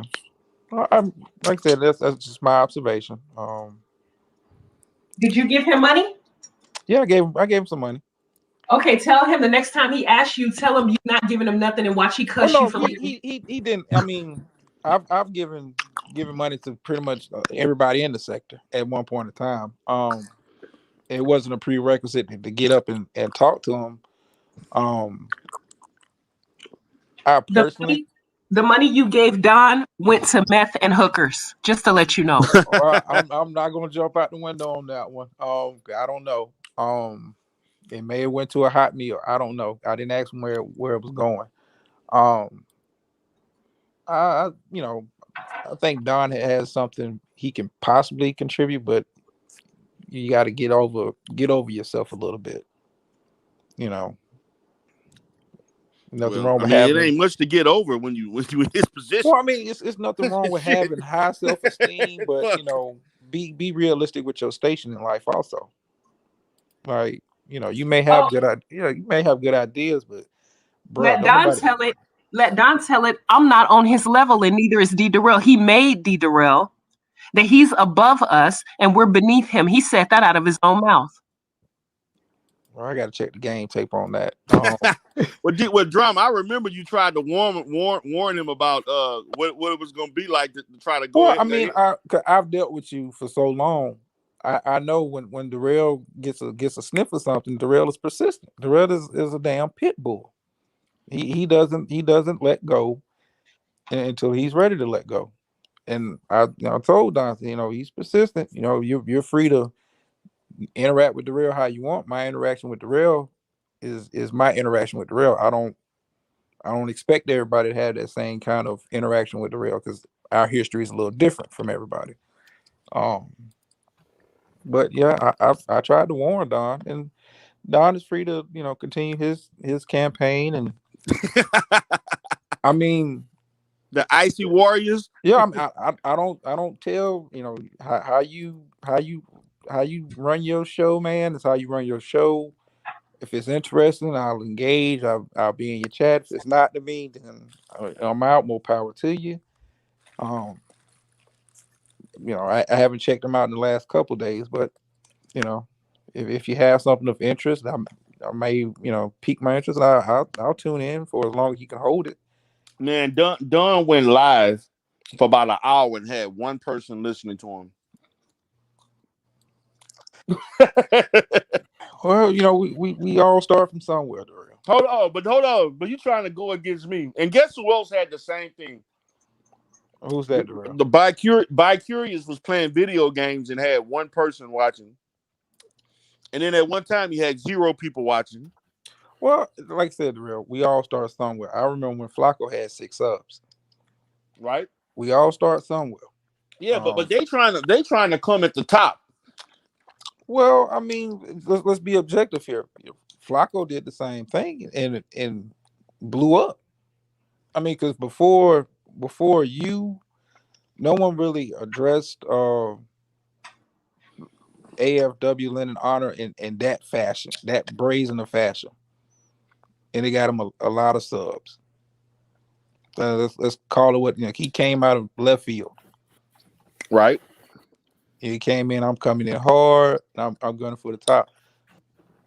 Why not expect others to kind of follow that blueprint? Because if you're quote unquote the Godfather, I don't know why folks call you that shit, but I'm the Godfather. Yeah. Okay. But if you're the Godfather, if I'm trying to kind of get my feet wet, get my name out there in the game, I'm not coming at Dr. Bombay. No offense, but he don't move the needle if I'm just trying to get subs and build my channel up. He doesn't do that for me. If I can get D. Darrell's attention, and whether you realize or not, you going back and forth with Don, whether it looks foolish because your platform is bigger, it brings attention. Because who is this Don guy? Let me go check him out. And if he can hold people, he's built up subscribers. I mean, this homeless guy has over 250 subscribers at this point.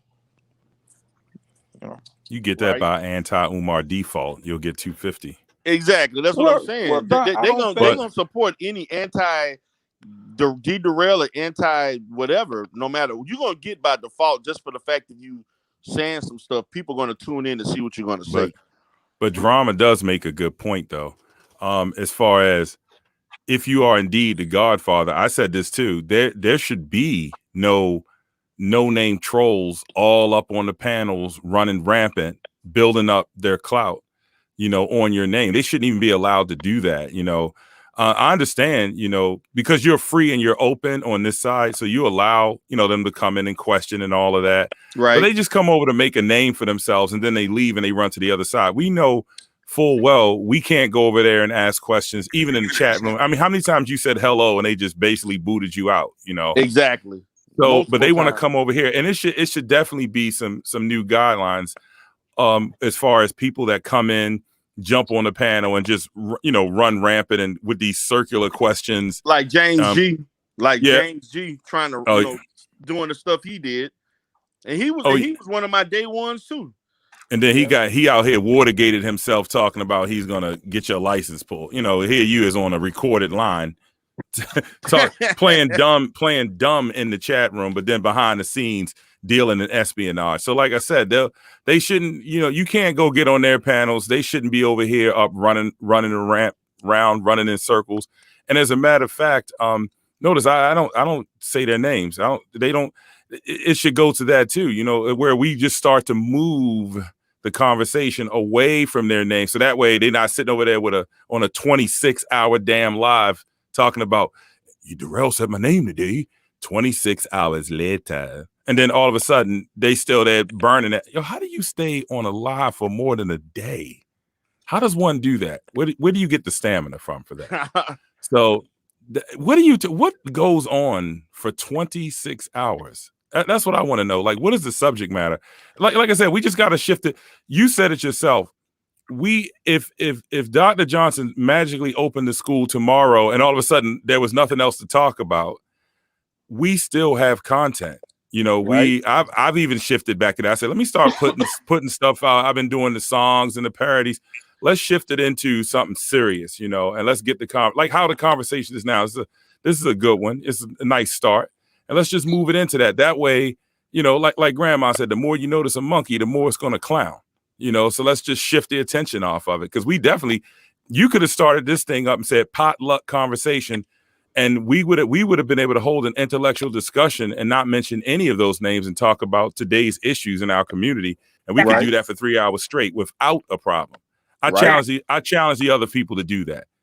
Get on here tomorrow, you guys that are listening in the studio audience, from the other side. And turn the lives on, turn the cameras on, the lights, and light up your dope, and have a conversation where it's not a Darrell thing, it's not a Shock and Raw lawsuit, Dr. Johnson.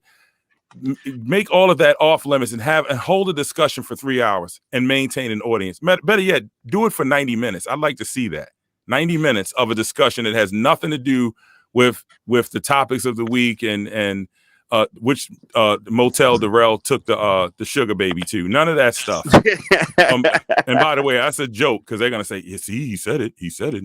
But in another sector, man, I had a major scandal going on in another sector where they thought I had 3 sugar babies.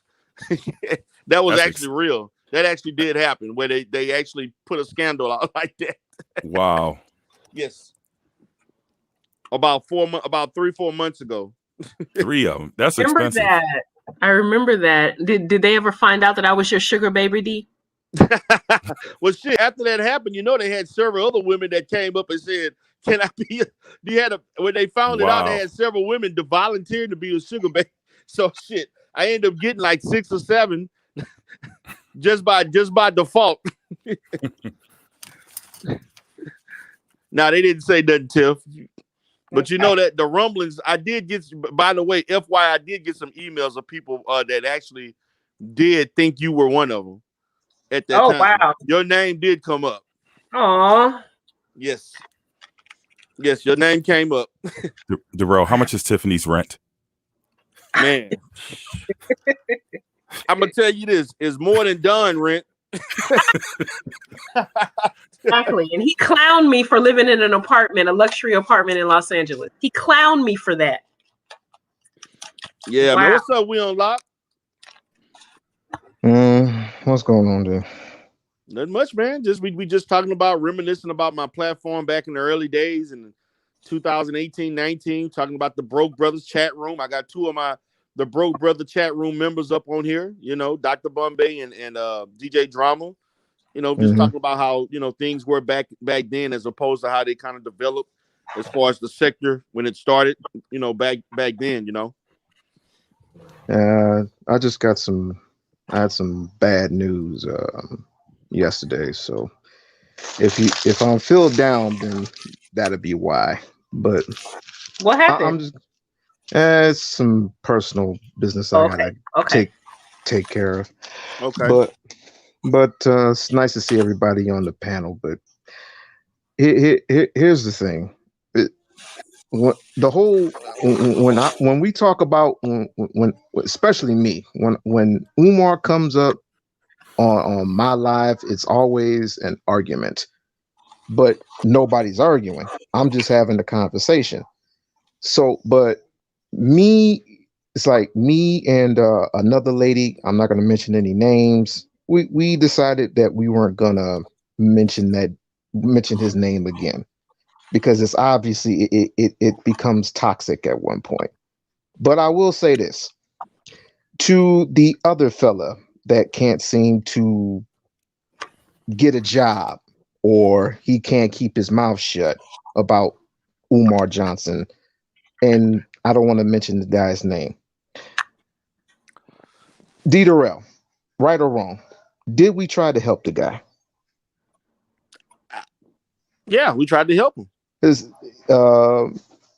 We tried to give him advice. We basically trying to do the right thing, and that's what basically what good guys get. Sometimes they get the wrong end of the wrong end of the spectrum. You know what I mean? And so, I mean, it is what it is. And like I said, I wish the guy well, but when you I just hated when people put guilt trips on you as if you did this to his life, and it's like that's what you. I mean, what? So we put you in this position, right? When I give somebody $1, I'm expecting like $1,000 in like a year, because it happened to C-Rock. It happened to C-Rock. It happened to plenty other people who were homeless in this situation. And you begging for a buck here, you begging for a buck there. You supposed to be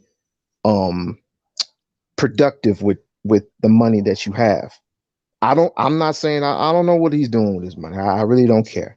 I don't care anymore, because he's burned bridges with a lot of people. So again, I wish the guy well, and that's basically it, man. I feel you. Well, I wanted to ask for Dr. Bombay and DJ Drama. What do you think about the way MAC has evolved over the last couple of years?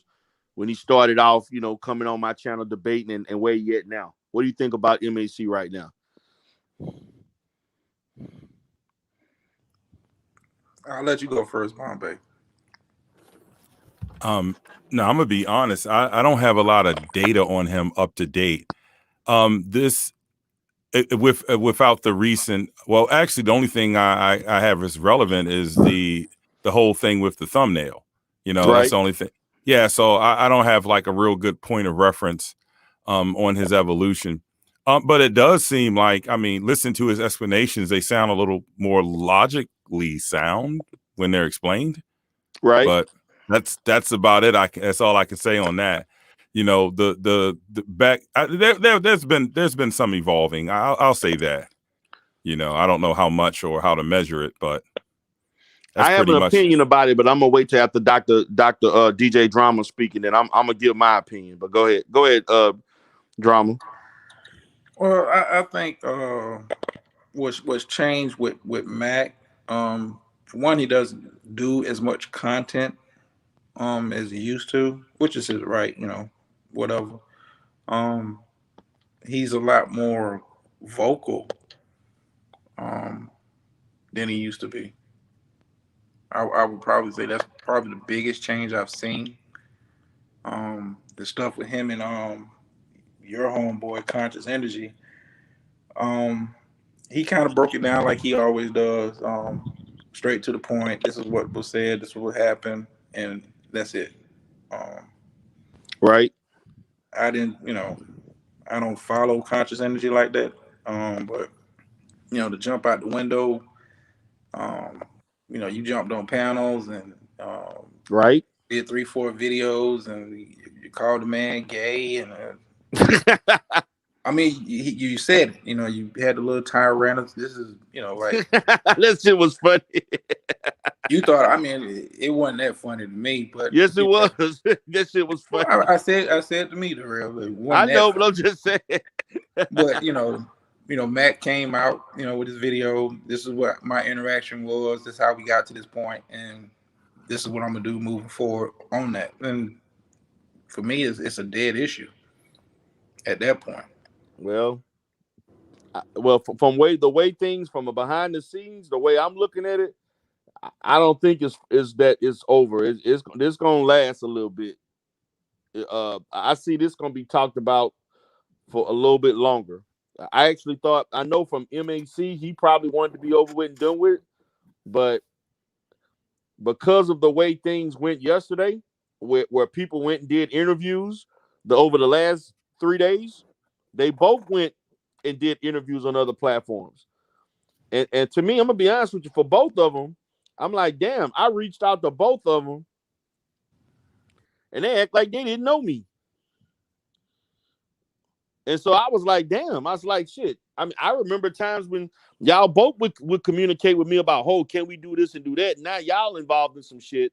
Now nobody want to talk to D Durrell right now. Like, to be honest with you, like I basically gave y'all a space to speak in on my platform. I'm like, damn, man, I can't get a one-on-one. I can't get hey, come up on the panel. But y'all went and did, I one of them was like, I'm pretty much done with it. I did whatever. But I'm like, dude, you went on By Curious panel giving a full interview. The other person went on Smoke Thug channel. I'm like, goddamn. Like, really? It's kind of interesting that your name keeps popping up each and every other Smoke Thug platform that I listen to. Of course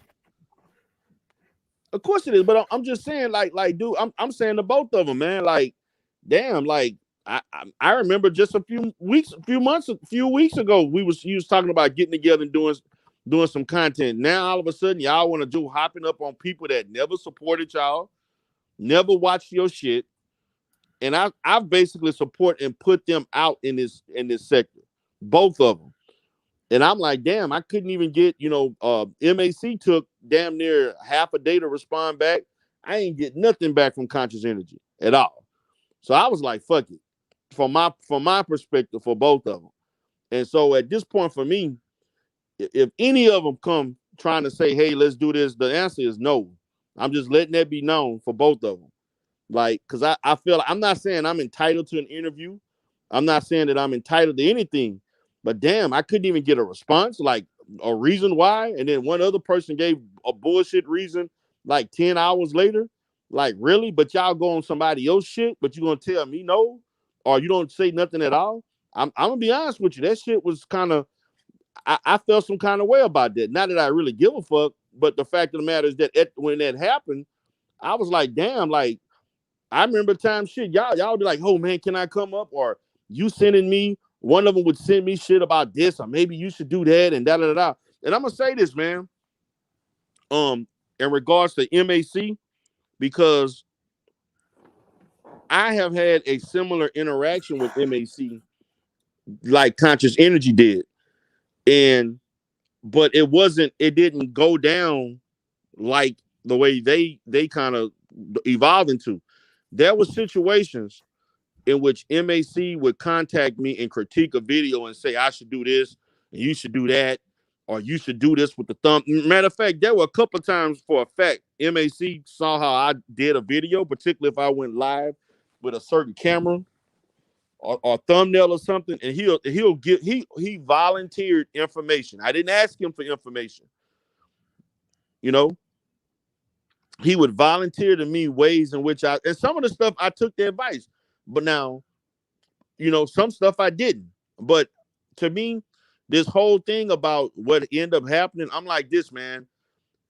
MAC loses on this, and see, Conscious Energy stated this. Why is it that you pointed me out to strike my channel when I'm gonna be honest? I've used MAC content to actually debunk him. Anti-Afro Lenin honor. We all have used MAC content, and we've used everything that he stated. We've used his thumbnail, and he didn't do any of that shit. So why is it for this situation you pointed him out and struck? So I'm not saying that he should have did or should not. But to me, there has to be more of a reason of why the stuff that he's saying to me ain't adding up, because I've had interaction with him on similar things in which he critiqued some of my videos, not the content, but actually the way that the video was shot, particularly an upload or something, and said you should do this or do that, blah blah blah. Maybe you should use this and stuff. And I didn't really. I listened to a couple of stuff, but I didn't really pay him no mind, because I got another bigger YouTuber that I talk to about stuff like that. You know what I'm saying? When I want to do certain types of videos, so I already got somebody that's, to me, more way, he has over 100,000 subscribers plus, and I get good advice on stuff. So and he's also exposed me to other people that can help me if I want to do a certain type of video. So I'm like, why is it? And this is an answer that he has yet to want to answer. Why did you choose to point him out and strike his channel? Because there were other ways you could have went about doing that. Because I know I used this content. Matter of fact, he used my content. He used my image. He's used my video. He matter of fact, he's made fun of me a couple of times on some things and made jokes about me and parodies and shit. I didn't care. I just joked it off because me and him got history. But I don't understand based on what he's saying. Yes, I understand it may sound a lot more logical, Dr. Bombay, than what Conscious Energy is saying, but he has yet to explain to me the reason behind focusing on one thumbnail to the point where you're trying to strike somebody's channel down where they can't go live. Well, in his explanation, it wasn't necessarily how he presented it. It's something that's been going on for a while. We're talking about 4 or 5 months. And I think that's kind of like he reached a breaking point. From what I'm, from the video I'm getting and just interpreting his response, I don't think it was, I want to single you out, but, look, dude, I'll help you, but this, be respectful of whose content you're using. And I think he reached the point where, you're not feeling me. You kind of blowing me off, and Conscious Energy started taking it personal, and it kind of evolved into the mess it became. I don't think it goes any further than what it is now. It shouldn't have to. Don't use his thumbnails, and if you want to use his content, just hit him up. I don't think he's ever had a problem with people using his content. It's common courtesy, I guess. I don't know. To me, it ain't really worth striking somebody's channel down for somebody else's image. That's Dr. Umar image, and you striking somebody down over a thumb. That to me, that is more. To me, I feel like it's more than that, because I know this been going on for months. But come on, man, you don't have to strike somebody's channel down for a simple thumbnail. That shit don't make sense to me. That's just me. Well, I mean, this is kind of, not to make excuses. It's become the culture of the sector. You don't like somebody, I'm doing copyright strikes, I'm doing paperwork, and I'm gonna call these people on you. It's kind of what the sector devolved into. You know, if you don't like somebody, your response is I'm gonna take it personal, and I'm gonna attack you in a personal fashion. It's just, you know, it shouldn't have to be like that, but you know, Dr. Barbet made a good point earlier. Like, let's kind of move off of that. Um, it's you know, you can create content without the personal shit. But see, my thing is this: who did the first doxing? Well, I would say No, no, no, no, no, no, no. no, no. Don't do that now. I can't let you get I'm away gonna with answer. that drama. I'm Come gonna on answer your now. question. I'm gonna answer your question. I'm gonna answer Go your ahead. question, Darrell. You were the first victim per se of the, I would say, the new sector when it comes to it getting personal. You know, outside of just doing Umar content, I can say that because I was around. Like, you were the first one, outside of the Nelson Noble stuff. You were the first one, that got kind of wrapped up in that.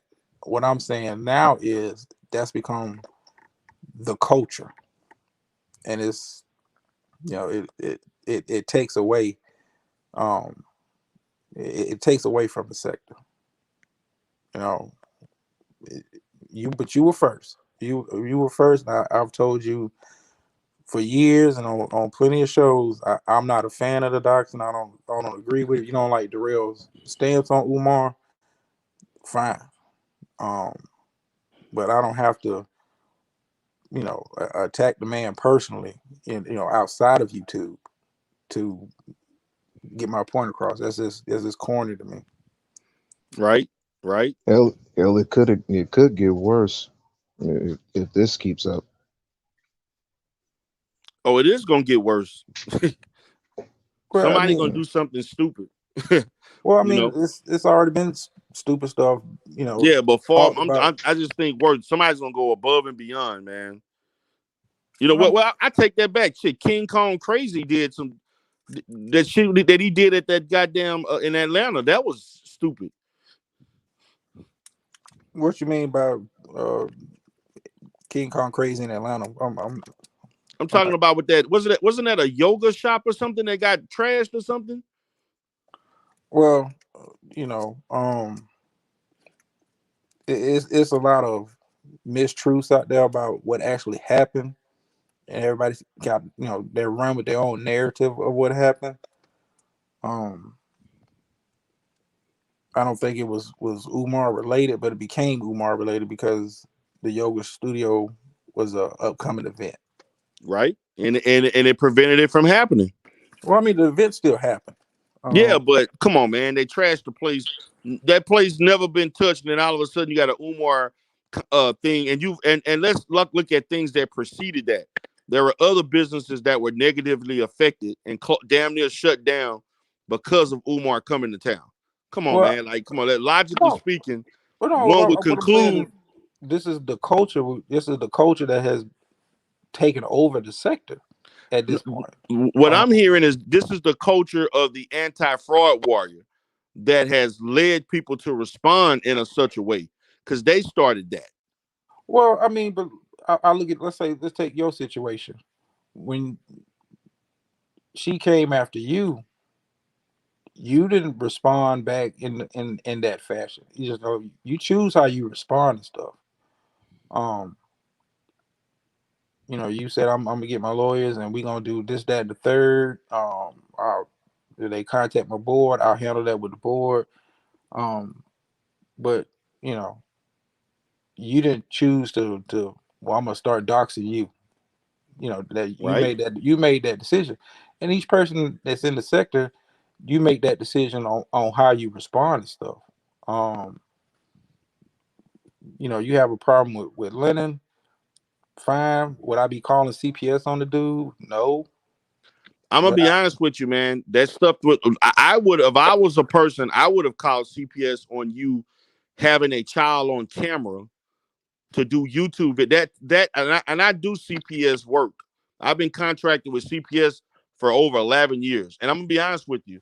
And I know this may not be a popular thing to say, but and this has nothing to do with Lynn and Honor. If you have a child in your care like that, right, and you don't Number one, you should have never put that child on camera. The appropriate thing was to bring that child home. If you're not going to bring that child home, you contact the police. You did not have to film a minor like that without their parents' permission. To me, that was wrong. You don't do anything like that. And to be honest with you, the fact that he did that, to me, would have called for CPS. I'm just gonna be honest with you. Just dealing with things like that, because you can't even go into a school and just put kids on camera without parents' permission. So who are you to put a child on a YouTube video without their, regardless if that child ran out or they was neglected or whatever? You can't put a child on camera like that. And CPS sees that as exploitation or endangerment. I'm just speaking from a professional. I mean, I've dealt with CPS. You can't go into a school and say a kid was on a school camera, you just putting them on camera. You can't do that. Schools, whenever schools want to use advertisement or do some type of media type thing with kids in it, a parent has to sign off on that. So who are you, Mr. Super YouTuber, to go put a little 1-2-year-old child on camera on YouTube to show that you're doing the work of God? Why would you put drama? Why would you put children on camera anyway? Yeah, I'm just saying you can't do that, man. Like in our essence, I think it could have been handled differently. But coming from the perspective of lend and honor, basically, if you wanted to really do good, you should have never turned that camera on. You should have contacted the police, or you take that child back to their parent and tell them, look, you need to watch your damn kids, and you need to, whatever. And I'm giving your child back. If this happens again, I will contact CPS or the police. That would have been the proper way to do it, not to put a child on camera so that you can make yourself look good, allegedly. I mean, that's fair enough. Yeah, man. I mean, and to me, that's the thing people got to understand, man. I care less about what people, this shit with See, I'm able to be objective, even if I don't like. Right is right and wrong is wrong, man. And I care less. At the end of the day, man, I don't go to sleep like some people, losing sleep and waking up, stomach hurting, thinking about other people and stuff. I'm just looking at it just from a practical standpoint. You can't go around doing nothing like that, man, with children, man. No. With children is totally different. And for him to do that was disgusting. No, it really was. I don't see Lennon Howard being a culprit for young black men anyway. The way he talks down to the black community as if he were the mayor of Minnesota, quote unquote. But I'm gonna save that one for the next time if you actually talk about that, because what I seen today and what I heard today was a bunch of bullshit. But I'm gonna let that ride. But anyway, I guess he's seen it for what it was, and he started doing his own content, and got him some views and whatnot. But talking about Umar, he got his money. He got his money. He definitely got his money. But to put out children like that is a violation code for the community, and normally it would have been dealt with. Where I'm from, you don't put kids on camera. You don't put my kids. You don't put anybody's kids on camera. That's an endangerment. Because what would have happened if you had accidentally said something that you should have said, slipped out your mouth, and now with the doxing and everything like that, I know where your mama stay, I know where your grandmama stay, and the house gets sprayed or something like that, and the child gets hit. What then? You can't blame them. That's on you. That was right. That's on your head. So I lost respect. I lost respect for really. I never had any respect for him from the beginning. So that's known. But him to do all that, I'm willing to let give and forget, but you can't forgive somebody like who does shit like that. Right. I agree, man. Like I thought that was disgusting, man. Of all the shit he did to me, that was like the lowest. To put a child on camera like that, man, that to me was out of bounds, man. And the thing about it, that selective outrage that people have, man, that was a time if you really cared about the community, for all those in the sector that support him, when you willing to overlook anything this man does, like really. And I'm like, look, you have, and I never told anybody they shouldn't uh uh support him. If you want to support and give your money to a scam that he is, hey, that's you. I don't care.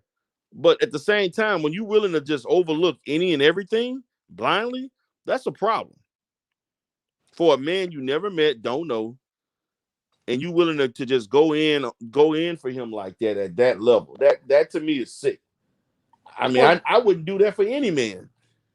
I don't care whatever I thought of him. I would never go that hard for somebody like that. Well, some people get attached to people like that, Darrell. I mean, but it's not real. Well, I didn't say it was, but no, Lennon honor is not real. So that's what they have to understand. His persona is not real. It's not reflective of who he really is in real life. And people are enamored with the fact of what they think Lennon honor is, as opposed to who Lennon honor his true character in real life. That's two different things. Well, and people mix the two. Be objective about it. I am being objective. That is true. Lennon honor is not what he is. Well, that's what I'm saying. Look, how you act online is probably not how you act in your everyday life when you're not on YouTube. Yes, and exactly. I agree with that. So that's what I'm saying. Like, and so I'm making the case of why people should not be that fascinated with him in that way, because it's not real. Well, you're making my point for me. You. I mean, some people are fascinated with you, and they shouldn't be. I don't want you to be that fascinated with me that way. But they're going to do that. I want you to respect, if anything, respect everything that I say from a professional and mental health standpoint. All of the other theatrics and stuff that I may do and say, don't get overly fascinated with that. I wouldn't, because I don't. I'm gonna be honest. You don't. But I'm saying you have people that grow so attached to the image of a person, they can't distinguish that. And whether that's good or bad is on them. How it affects them is on them. You have people that can look at Linda and be objective or can look at you and be objective. You got some that can't. And that's it is what it is. Like, you have some people. How many Lennon supporters do you know look at him objectively? I would say it's quite more than you think. Come on, man, you lie. The drama stop. No, drama stop. No, come on, man. Stop the drama. No, listen what I'm saying. I'm gonna break it down for you. I would say it's a lot more than you think, because look at all the new content creators who move in a different fashion than Lennon. And when I say move in a different fashion, it's like, my show is this how I'm running my show, this how I'm running my panels, this how I'm running my platform. And they come from, quote unquote, the house of Lennon.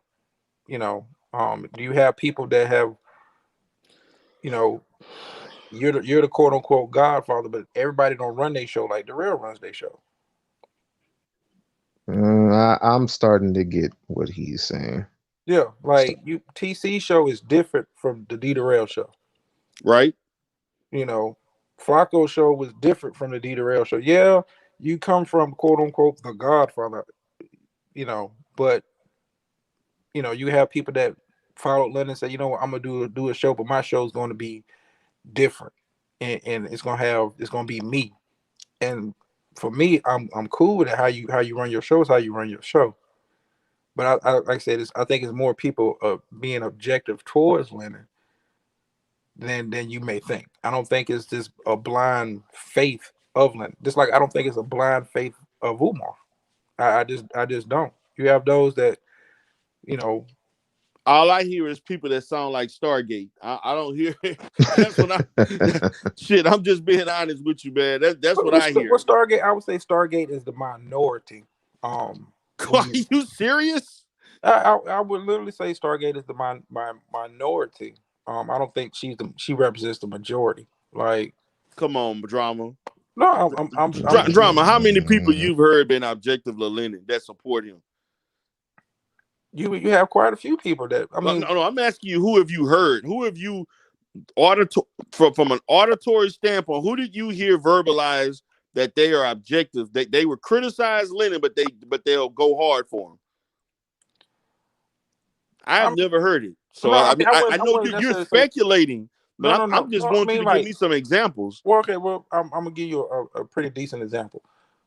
I think when Smoke came out, it's like, hey, I was part of the Lennon crowd, because of the Umar content, but I'm gonna come out, I'm gonna do my show, I'm gonna run my panels like this, and it's gonna be different. And if Lennon does something that I feel need to be critiqued, I'll critique it. Name me one thing that Smoke critiqued that Lennon did. Well, I don't think exactly. No, that's what I thought. Come on, drama. No, we have a conf. Don't do that, real. No, drama. Be real now. Come on, man. I'm being real. Like, if you thought Lennon scammed people out of money for the medical bill, that's not what I'm asking, drama. No. That's what I'm saying. If you thought Lennon scammed people for that, you had people that kind of backed away from him because they felt that way. Right. You don't have too many. I'll say this: you don't have too many content creators on quote unquote that side that will speak out against Lennon. But you also have, I would say it's kind of the same on both sides. You have folks on this side that don't really rock with Umar, but they don't really vocalize it like that because it's their content is not Umar focused. But drama, that's not what I asked you though. What did I not answer? Yeah, but drama. I'm asking you what specific thing that Smoke Thug ever criticized the Lennon out of? That's what I want to know. Criticize Lennon out like he would criticize Umar Johnson. He's never done it in that particular fashion. I would say I would say this on that. I haven't heard it to that degree. To where I'm gonna focus on it, like I would focus on something that Umar did. I will agree on that point.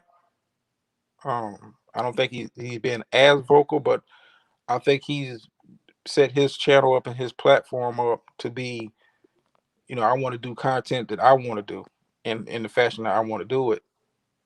And it's not the Lennon show 2.0. It's not that. Okay, so I'm gonna ask this question. Name me one time he criticized Lennon, period. I mean, he's criticized Lennon. About what? The whole taking donations to move. He said, he wouldn't do it. I wouldn't move like that. That's not how men move. And that's you're entitled to your opinion on that. Right. Okay. So he actually said that. I'm gonna have to go check the archives. I never heard him. I'm pretty sure you will. I mean, but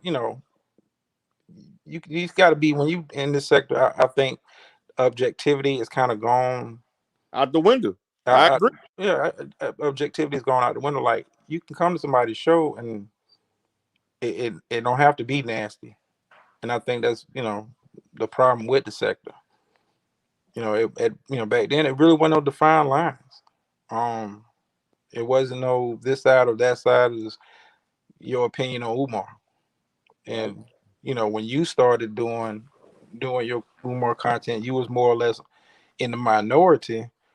I would say the ratio now, when you actually look at YouTube, it's more of a 50-50 kind of split. Yeah, but it's not as hardcore going after. I never heard of anybody going after Lennon hardcore like they do Umar Johnson. Well, I've never. You had Flacco going after him hardcore. That's kind of what helped springboard his subs, because You know, Man, Flacco don't count. I mean, but Flacco is the the new wave in the sector and how he got his channel off the ground. Like I'm coming at Lennon, um, you know, and I got interviews with people that don't had sex with them. I'm straight Lennon honor, because that's going to bring attention to my channel and what I want to do and try to do in the future. You know, you can't say there's nobody doing it hardcore. Flacco built the channel off the crazy shit. Okay. Well, I'm gonna say this, man. I think what I can notice is this. The only thing that I can say that give precedence to the lack of support is that his live streams definitely ain't looking good. Last weekend he was looking poor. He had a poor showing on, Well, huh? I would say um, the stuff with Sangali has affected, I would say, his channel more negatively than anybody else. Um, I agree. Mm-hmm. because they're so intertwined with each other. I think the issues that she's having within quote unquote the sector cause people to kind of like, I don't want to go over there because she's over there. Right. So what do you think? So my thing is this. When I look at Smoke Thug tried to present himself as if he was creating his own lane, but in all actuality, he was an anti-fraud warrior. Well, I think he started out in that house. I think what he wanted to do was I wanted to do something. I'm gonna have a platform that's going to be different from what they're doing. Um, and that's how he kind of built his channel up. Was my stuff is not AFW per se, but it's elements of that kind of stuff in my show, but it's different, and you can gravitate towards that. That's the Well, I mean, but he that's sat on this information. I don't affiliate with them. I got this, and I don't deal with them dudes, and I ain't no anti-fraud warrior, brother. You was having ongoing contact through emails to do dirt.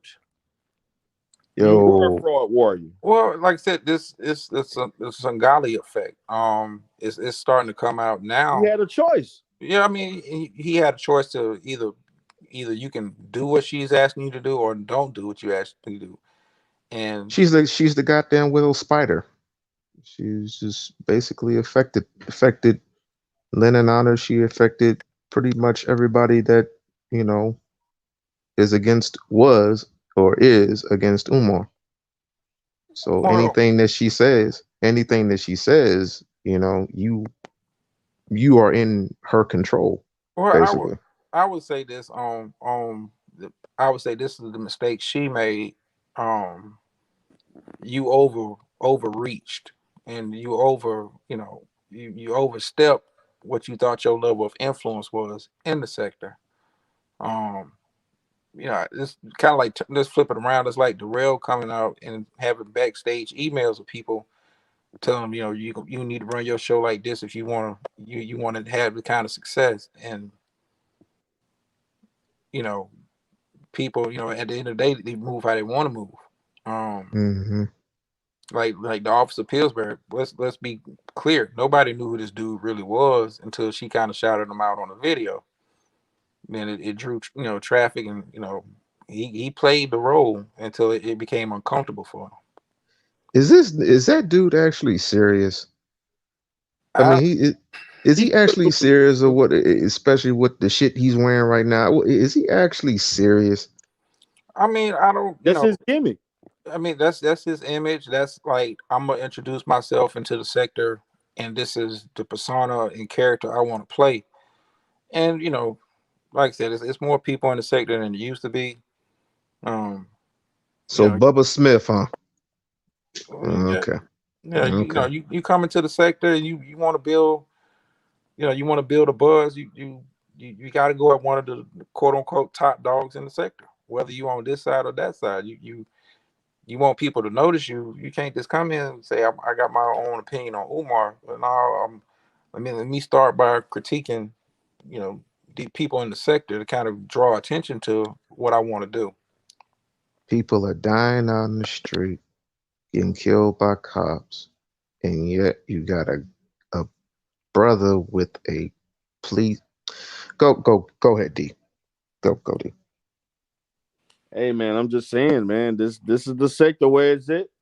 To me, when I watch Be Accountable um documentary on the good guys and how things evolved and stuff, to me it kind of talks about, man, once when certain people, you gotta understand, man, when you give a certain energy, it's gonna come back to you. You see, the difference between me is that I have discernment and knowing how far I'm gonna go, and I'm too busy to really be focused, because it ain't making me no money to be. I'm not gonna be investing money trying to look up and do this and do that. The little stuff that I was able to come back with actually were people that didn't like them that sent me emails and gave me background information. When I got pictures of AAS, Gerald, because I forced Gerald to come out. I was the one that exposed him, Black Anonymous. Once I showed Gerald picture, Gerald started camming up. He never cammed up until that, you know, um, and stuff like that, man. So this shit was done like 2 years ago, and so, but these guys here matched the irresponsible, some of the things that the fraud warriors would do. I didn't match it. I was just trying to do it more from a debate and intellectual standpoint. But they doing it like, hey, I'm gonna play dirty, like real dirty with you, which was to me fine. I wish I didn't have the time to do all of that, but they do. Yeah, So like I it said, is what it is. it They started with deserve you, every goddamn thing that they got. and I mean, and they've earned it. Like I said, it started with you, and it was like, okay, to me I got to get traction in the sector. Let's go the personal route, and it ain't what it used to be.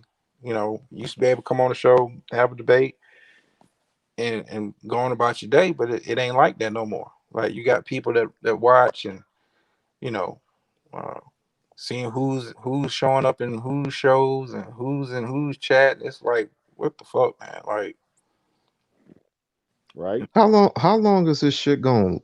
How long do you think this shit is going to last with them speaking tough about Umar, tough about you, D, and now that Smoke lost his high because of I guess the lawsuit. When I saw Shakim Ra's live today, and it was his birthday. Shout out to Shakim Ra, it's his birthday, and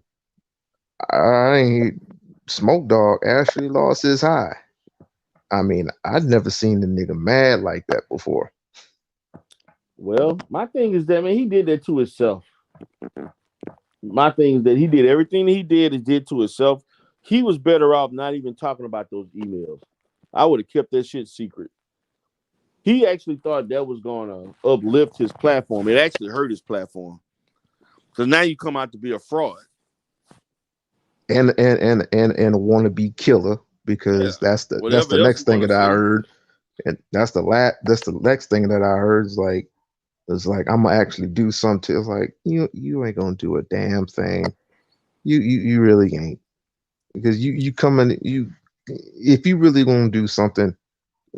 I mean, come on, for real. I mean, you got satellites, you got cops. Over an 8-hour live stream today, man. He's starting back to do them long ass live streams again. That live stream was over 8 hours, man. A full fucking workday. Did he have a dependable diaper on? Shit, drama. 8 hours, man. 8-hour live stream drama. I mean, but if you look at the viewership, no matter how long you may think it's too long, you had enough people in there to keep a show going. Like, come on, man, drama, stop, man. Come on, drama, you tripping right now. About come on, man, 8 hours drama. I'm saying, he's providing his audience drama. Stop. 8 hours drama. Listen, you gonna let me get it out the rail? I wouldn't do it. Stop, man. You tripping? No, I wouldn't do an 8-hour live. No, I 2-3 hours at the most is for me to kind of be on a show or panel, whatever. But it's not like he was 8 hours by himself. It's people that are entertained and engaged enough to drama. Who the fuck you drama? Who are you entertaining for 8 hours? His audience. Man, and what is the fuck? And what is the drama? subject? You tripping? No, but What is drama. the subject? But drama. Bring it back. Tripping. No, look at Don. Don can be live for hours, and it may be 6 people in the chat. Those 6 people one person, by the way. Yeah, well, whatever. They're engaged enough. No matter how few it is in there, they're engaged enough to sit around and have Don playing, whether they're actively listening or have him playing in the background. Don can go live and draw a crowd of people that are engaged in whatever he's talking about that day. And it's the same. It's the same with anybody. Like, hey, I did Don's numbers. I'm not in the yesterday. hieroglyphics. You know what I'm saying? I'm not in the hieroglyphics and the Nectarone and all that kind of stuff. But Shakim is able to go live and talk about that stuff to an audience of people who want to hear that. 8 hours, man. That's a full fucking work day, man. It is. But like I said, you have people that want to be around and engage for that long. Hey, that's your right. Some people. So this is the world that we live in now. It don't have to be like this. Like I would say it was about a month ago. I popped in on Be Accountable's. He was having like a panel discussion. And it was, they were talking about various topics. The sector could move towards that. It's nothing wrong with having healthy debates in the sector about different stuff. I mean, because like I said earlier, you can always take something positive from everybody you kind of interact with. Like, me and Darrell don't agree on Umar, but at that one point when we talk, it's disrespectful. It's personal. You have your point of view, I have mine, and once the show is over, the show is over, and we'll pick it up another day. And we can respect that. We can definitely respect that. We could as a collective. When I say we, I mean the sector. It don't have to be personal. People choose to take stuff personal and make it personal. And I'm not saying you're wrong or right for doing that, because you feel how you feel. You react how you want to react to it. It don't have to be like that though. Like, I can come on this show and debate the rail all day long about my point of view on Umar and his point of view on Umar. But once the show's over, the show's over. I don't hold no ill will towards Darrell for his point of view. If we can move towards that, it's a lot of talented people in the sector on both sides. To have something to contribute to the narrative and to the conversation. We just got to kind of get past the bullshit and move towards that. Speaking of bullshit,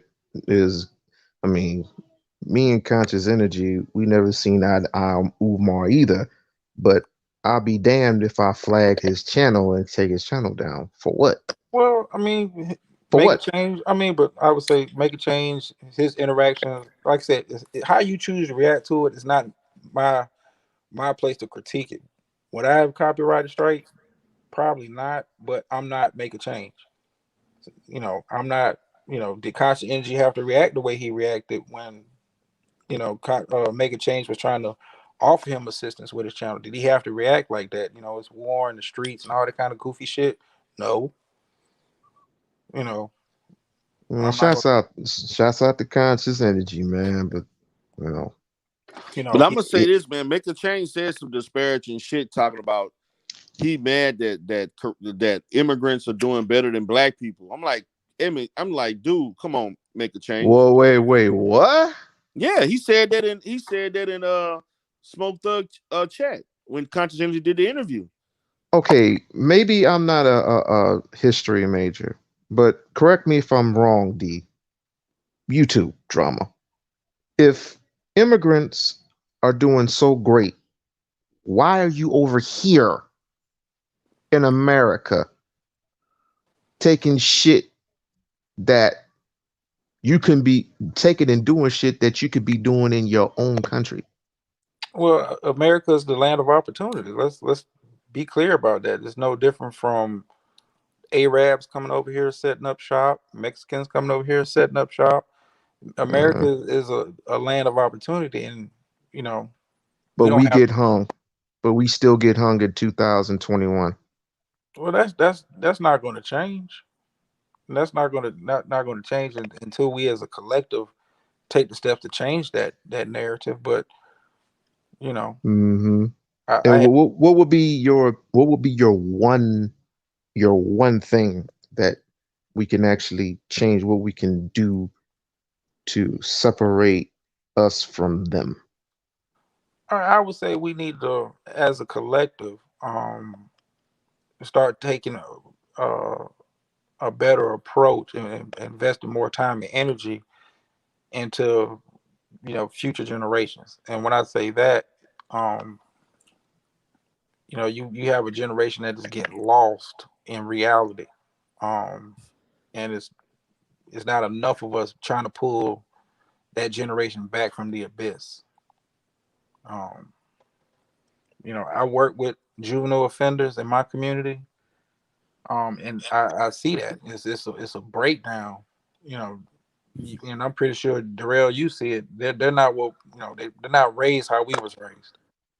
Right. It's a different world, and I don't think people want to face that hard truth. We got to start doing better in the home and reinforcing values and morals if we want to kind of change, because it's not going to change for us, but it could change for them. It can always get better with each generation that passes, but we have to make an investment into that change. I totally agree. I would add some things to that, but You I just asked me totally for agree. one. You just asked me for I'm gonna one. say this, I man. I, I know. My addition to that is that we need to quit spending money with people that don't spend money with us. We need to quit enriching these immigrants by buying their shit and eating their food and support black businesses.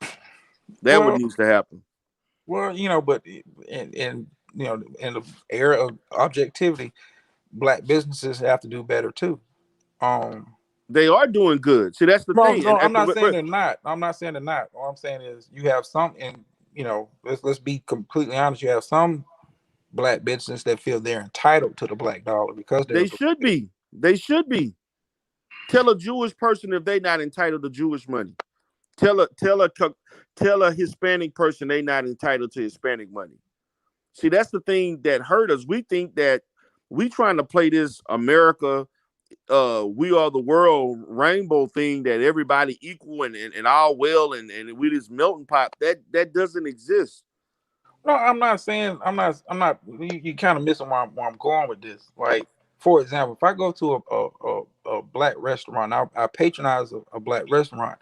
I shouldn't have to accept receiving subpar service just because you're black and I'm supposed to Why support you. not? Why not? Why should I? Because you accepting it from the Asians every day. Wait, You I telling me? missed that. Have you ever been in an Asian restaurant and an Asian or an Arab store where it's stinking there, and the food and shit not organized and But you the can look. aisles and it's dirty? It's a choice though. You can No, choose. no, no. Hold No, on. Wait a no. minute. Wait a minute. No, because let's speak on that because I just did a video on my Life Solutions about this. When we look at the psychology of the way black people buy things and how we choose to find reasons not to support our own businesses, but we'll overlook the same inadequacies of people of another race and buy their shit every day. When I Well, go into Asian stores, let me say this: Asian and Arab stores that are in our community are some of the most poorly run, trashy, stinkiest, unorganized businesses I ever seen. And I see black people in the hood and droves overlooking that. And you got a guy that got just, let's say they got a black business that's ran slightly better on the same level and they refuse to support them. That's a problem. well, you Come you to do have that, but you on the flip side of that, Darrell, you There's no do flip side to no that. That's the no, but truth. The on the flip flip side side to you the have truth. Darrell. if I go to a seafood restaurant and the quality of food and the quality of service is not better than what I'm getting at Papados, should I be forced to spend my money there? Yes, you should be forced to spend your money with your own people because that's what other people do. That's what Asians are willing to spend to get subpar services with their own people rather than spending it with somebody that's better. They do that all the time. Hispanics do it, Asians do it, they all do it. We're the only people who fail to find an excuse not to support our own people. What I'm telling you, DJ, I know that concept is foreign to us, but Asians are willing to pay more for subpar services from their own people than to support somebody else from another race. That's Look at facts. look at Chinatown. That's facts. I mean, I know from a logical standpoint, you're making. I'm not trying to disprove what you're saying is logical, but is it practical? Because the problem is that other people are not practicing what you're saying. We're the only people who practice that. And but the consequences of that is that we don't have businesses and we're supporting other people making them rich. I'm gonna tell you the truth.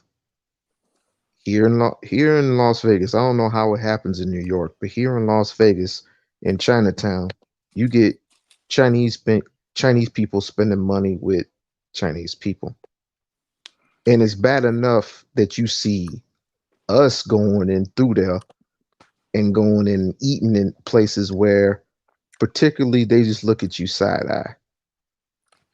In the same thing with Mexicans is the same thing with the Arabs. Arabs have more gas stations and in controlling in more 7-Elevens than anything in the world. In the world. Of course, you're going to have a sprinkle of black businesses here and black businesses there, but they're not connected like a Chinatown, like a hockey town, like a Mexican town. They're not connected. Why? Because there aren't any people supporting enough black businesses as it is. And you wonder why we're in the lowdown of the totem pole. What we're like, what fourth now? Because people are hopping over you just to get jobs supposedly that we don't want, which is another lie. We want those. We want the particular jobs that people give us, but yet we're not qualified to get those jobs, right? Well, I mean, But you kind of let me put this out there. Like you have Mexicans dying to get across the border to do stuff that we may see as menial. Like I don't see too many black people wanting to be farmers and pick fields and that kind of stuff. I don't see too many black people But interested in the in that kind South, of. is more than what you would think. Now, it may not be throughout the country, but in the South, there is a healthy percentage of black farmers. It is in the South, but I'm saying it's a market, and they see an opportunity that we're not taking advantage of. That draws them to come over here and want to take advantage of that market. Like you have black owned gas stations, but the Arab looks at it like it's a wider market that not enough black people are in, so it allows them to kind of sneak in and take advantage of that. Yeah, but the thing about it, these are poorly run businesses. Those Arab stores and those Asian stores, those corner stores, they stink and they unorganized. I'm just being honest. I and they know we sell don't want to hear that pornos. because we're so quick to want to criticize with a magnifying glass what black businesses do. Man, I can take you right now. I can do an expose right now and go down MLK and Cullen in Houston, and I can go to every Arab and Asian and Indian store, and I guarantee you they all gonna look the same. They're gonna be dirty, unorganized. Some of the products are stale. It's poor service, and black people are going in there in droves buying what they want to buy. I I'm mean, just being honest. I'm not disagreeing with your point, but my premise is this: if I'm spending money that I worked hard for and earned, I should be I don't have to take something that's substandard just to say I But support you black. but you are though. You're doing that Well, by not necessarily, default. no, but not necessarily. If I'm getting better quality and better service at the same price, or even less than what I'm getting charged at a black owned business, am I really doing myself justice by just supporting them because they're black? And then you have some black businesses have a sense of entitlement that because I'm black, you should spend your money here no matter what I do. And Why not? that's not Why not? Why not? is that a correct way to run it? Yes, yes. Because I other people are operating just as my thing is this. What you're saying is that is because my thing is this. I'm gonna say this, and I've seen this done in business. I've seen an Asian healthcare agency, right, that was buying medical products and equipment from a a person that was outside of their community. And I've seen this happen several times. When somebody in their community was able to provide the same thing, they paid a higher price to deal with their own people instead of paying a lower price for the people that they were buying things wholesale. I've seen this happen in the Asian community. I've seen some Indians do this also. That when they were faced with a thing where they contract in to buy medical products and some other different things, they chose whenever somebody in their group had a business, they didn't give a shit about how well the business was ran. They didn't care about the customer service. They saw somebody in their community and they said, I'm going to buy from my people, whether this is going to be cheaper or not. I'm going to support the people that look like me. Mm-hmm. That happened. I've seen this. I'm not saying it don't. We're just going. It's not that I disagree with your premise of supporting black business, but I'm of the mindset, and this is my own personal opinion. I don't think I should have to take something substandard just because you're black. That doesn't you're not entitled to what I worked hard for. That's a sense Okay. of entitlement. So what you're telling me is that other races of people are entitled to your money. Because that's No, by default, I'm that's not what you're saying I'm doing. not saying there. I can go to Olive Garden and say, you know what, I don't like the level of service and food that I'm getting. I can choose not to patronize them. But the end result is that you're spending your money at a non-black business. So I should continue to spend my money at a place I don't like. Yes. I'm telling Put you, yes. Yes, you should. put it this Yes, way. I'm telling you that. Yes, you should learn to spend at a place. I'm gonna support my brother, and hopefully through that support, he will gradually improve his business. But that's hoping. Why Yeah, can't you? so Why can't, and that's what other people are doing. I mean what I'm this is what I'm asking you to do, um, DJ Drama. I'm asking you to practice the same group economics that everybody else is practicing in I the do. same What I'm manner, saying is this. because you know what they're doing, DJ Drama. They're willing to accept that subpar service as long as they support their brother. So I'm asking black people to do the exact same thing. Let me ask you something, DJ Drama. Do you like Go ahead. soul food? I do. Okay, would you come over to Eminem's over Las Vegas? Because they do nothing but soul food. I mean, Is Eminem a black owned business? yes, it is. And if I like the quality of what I'm getting, I have no problem with patronizing that black owned business. It's not. I'm not saying don't do it. What I'm saying is, as far as black business, I don't think, and this goes with any business, I don't think you should be entitled to my money. Um, just because like it's Arab shops around where I live, but if I don't like the quality of service of what you provided me, I don't choose to fuck with you. And if it's the same, I treat it the same as because this is my money. But It's here's the nothing wrong thing. with having expectations of True. any business. There's nothing wrong. Like I'm not going to take a go to a let's say a black owned dealership, and you sell me a hoopty, and I'm just gonna keep getting hoopies from you just because you're black. Like, how does that help me? Okay, how many realistically, how many black owned dealerships are there? In my Realistically.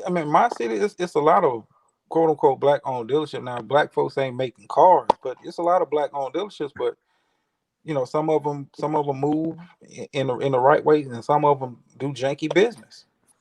Some of them will sell you some of them will sell you a lemon, and I don't feel like, hey man, I should have to spend my money. But selling me DJ lemon. Drama, the problem with what I'm hearing your rhetoric, you're never saying anything in regards to the poorly businesses of other races. No, I'm saying if the business take black out of it, if the business is poor and I'm not satisfied with it, okay, that's a learning experience. I choose not to patronize your business anymore.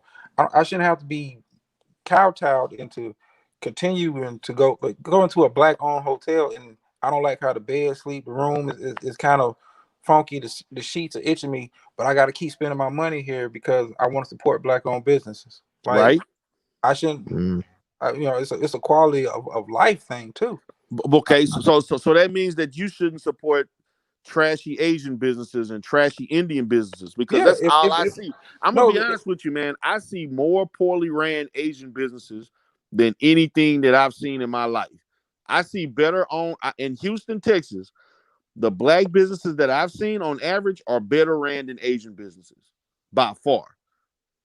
When I go into corner stores where I see things that are, and some of these places, you wouldn't even know the place was black owned. You'll think it's white owned or something like that. But people presume because it look a certain way that is not black owned. There are black businesses that people supporting that they don't even know are black.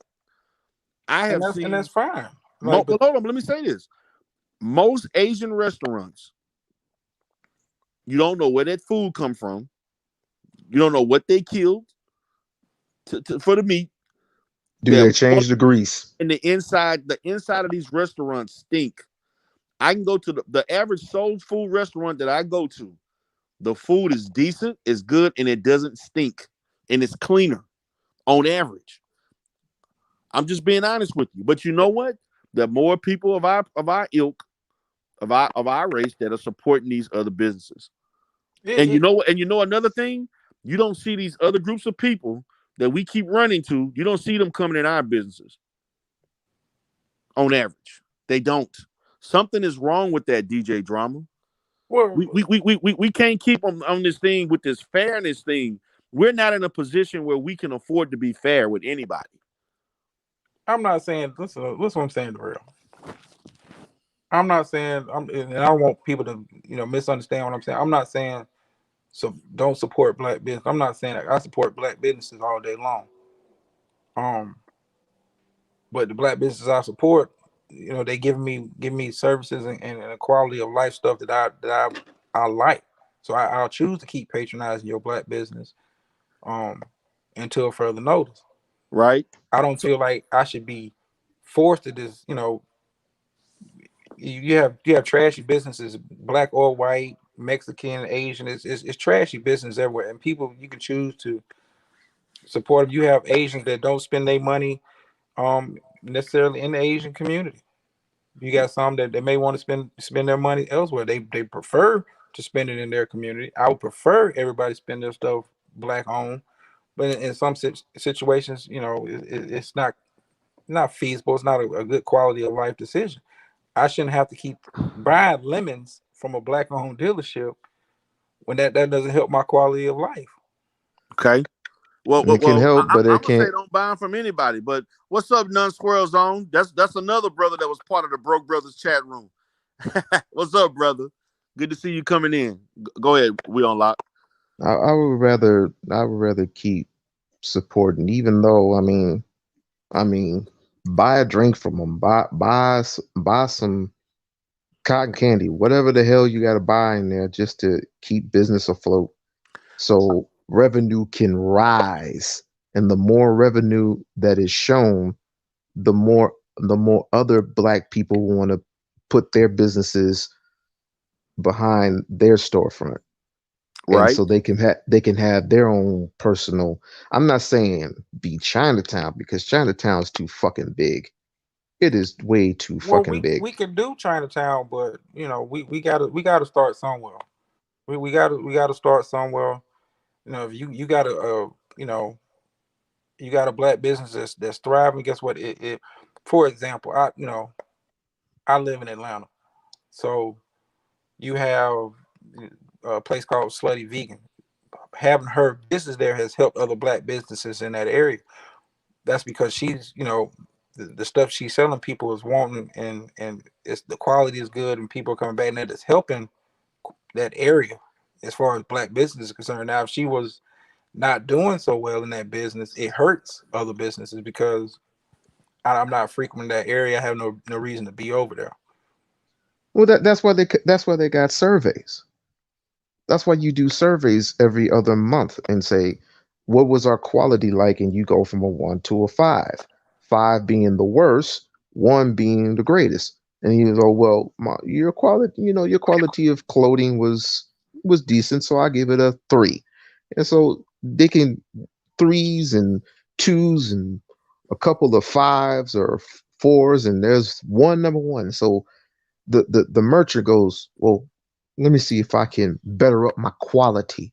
If people do buy this stuff, if they buy this stuff now and they buy this and buy this, maybe I could get more better quality stuff and shit gets better and better and better. It ain't gonna happen overnight. A lot of shit, it's not gonna happen overnight. But doing overtime, we can help that business thrive. So, like I said, the next person can see and go, oh, I can do business. Let me go and do business over here. You know what I'm saying? And then it stacks from, and then the money stacks 8 to 12 times. Because I'm not gonna do anything unless that money stacks to the point where we are comfortable, to the point where we said we have our own revenue. Right. I'm gonna say I this can't. right now. There's a Hmm, poorly run black business in my Houston office downstairs on the first floor that is poorly ran. They sell Caribbean food and so forth. Um, they don't have a lot of products in there. The food is mediocre, but you know what I do? Sometime I may go in there and buy breakfast, but every time I go there, I at least buy a soda, a drink, a Gatorade. I may buy some. I make sure that every time I go to my office, which I go there 3 times a week, if I'm spending, I spend at least $3 to $5 on something there to try to support them. I ate some of the food there. I didn't like it, but I see that they're trying, and I'm being patient with them and so forth. And I at least buy something. They have some.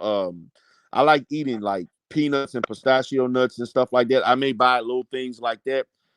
I may buy like a drink, a Gatorade, or some tea. I make sure I spend at least $3 to $5 just for the fact that I see that they're trying to, just to support their business a little bit. And I admit the food is not good. The food is mediocre.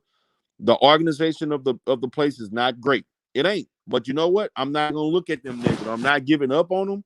I'm going to do something, at least buy something to support them, and hopefully they will sustain themselves and improve over time. But boy, as far as me totally just ignoring them and saying that I'm pro-black and I'm this and that to me is a disservice. I'm not supporting my brother. Well, You I'm know, not telling you. I'm not telling you to ignore them, but you know, I I I, I don't know. now I I, feel you on what you're saying. I mean, I feel you. To me, I'm like this, man. I'm willing to support black businesses. Everybody has their own threshold as far as, hey, and I agree with you, like to a certain extent. You know, I'm not willing to just accept things just because, oh, you got a black business, but you janky as hell, and I'm just gonna give you all this money. I agree with you on that. But my problem is that I've seen people who said that, but they'll go walk in a trashy, subpar Asian, Indian, or Hispanic place, and they'll spend their money. I have a problem with that. and they're wrong. They're wrong for that's what I'm saying. Yeah, Like that I if have a it's problem subpar, with then that. yeah, I get that. I get that. I mean, if it's subpar, it's subpar. Yeah, exactly. I'm like, You dude, how you gonna say you went from one subpar place that you refused because they black, but then you go into another one that's subpar, and you spending $100 or more. well, Like, that's the problem. yeah, and that's what. But see, I think that black people we need to give. Yes, I understand some of these places are not, but we gotta give them a chance, man. Like, try to work with little bit. I ain't saying you got to go in there and spend a great deal of money, but you can buy something that's decent, or particularly in retail, at least to give them a shot, at least to see where they're gonna go with it. I feel like we give up on black businesses too quickly. That's just my opinion. I would agree with that statement. I would agree with that. Because I'm gonna be honest with you, man. The business, man, they really don't know. To be honest with you, I'm already at a point where I'm thinking about talking to them about what they need to do to improve their business, because they really not running their business that well. They really not. Like, it really is poorly ran. But I'm trying to, they've been there for like 6 to 8 months. They actually started the business really at a bad time. They did it in the middle of COVID. And this is really not the time to, you know what I'm saying? Like, this was like around, I want to say August of last year, maybe. And that to me, that was right around, COVID really presenting itself. So they sticking in there. I know they got a year lease, so I'm pretty sure they gonna try to stick it out. I don't know whether or not when their lease is up if they gonna continue, but they have like another 4 or 5 months before they probably gonna bail out or whatever. But I know they're not making that a lot of money, but they struggling, but they sticking in there. So um I just think that they need to improve their selections, the quality. And to me, the thing I would look at is that they just need to I think the fact of them just organizing and putting more products like the drinks and the snacks and stuff, that could be done. To me, that would make the presentation a lot. But I think if they improved in their presentation alone, it probably would draw more people to at least give them a shot. That's just me, my opinion. And you're probably right. Right? But Hopefully they'll take that advice, but not everybody's open to that kind of feedback. true, Because they want to run their stuff how they want to run their stuff. right? So, Because I've actually thought about maybe getting into retail, um, potentially a corner store, or maybe not. I don't know, maybe not a restaurant, because man, I know restaurants are very risky businesses to get into. But man, I've seen some places like the Turkey Leg Hut and some other places, man, they making a killing. If you get the right type of food, the right environment, and the location is very important, man. And if you got that, you're gonna make money, you know. So, but I do think, this is a great conversation, man. Broke Brothers chat room. We got a few other guys came in from the old group, Any last words, man? This was a fun conversation. We kind of went on to some other things, but we've had these discussions before in the past. yeah, we have, and and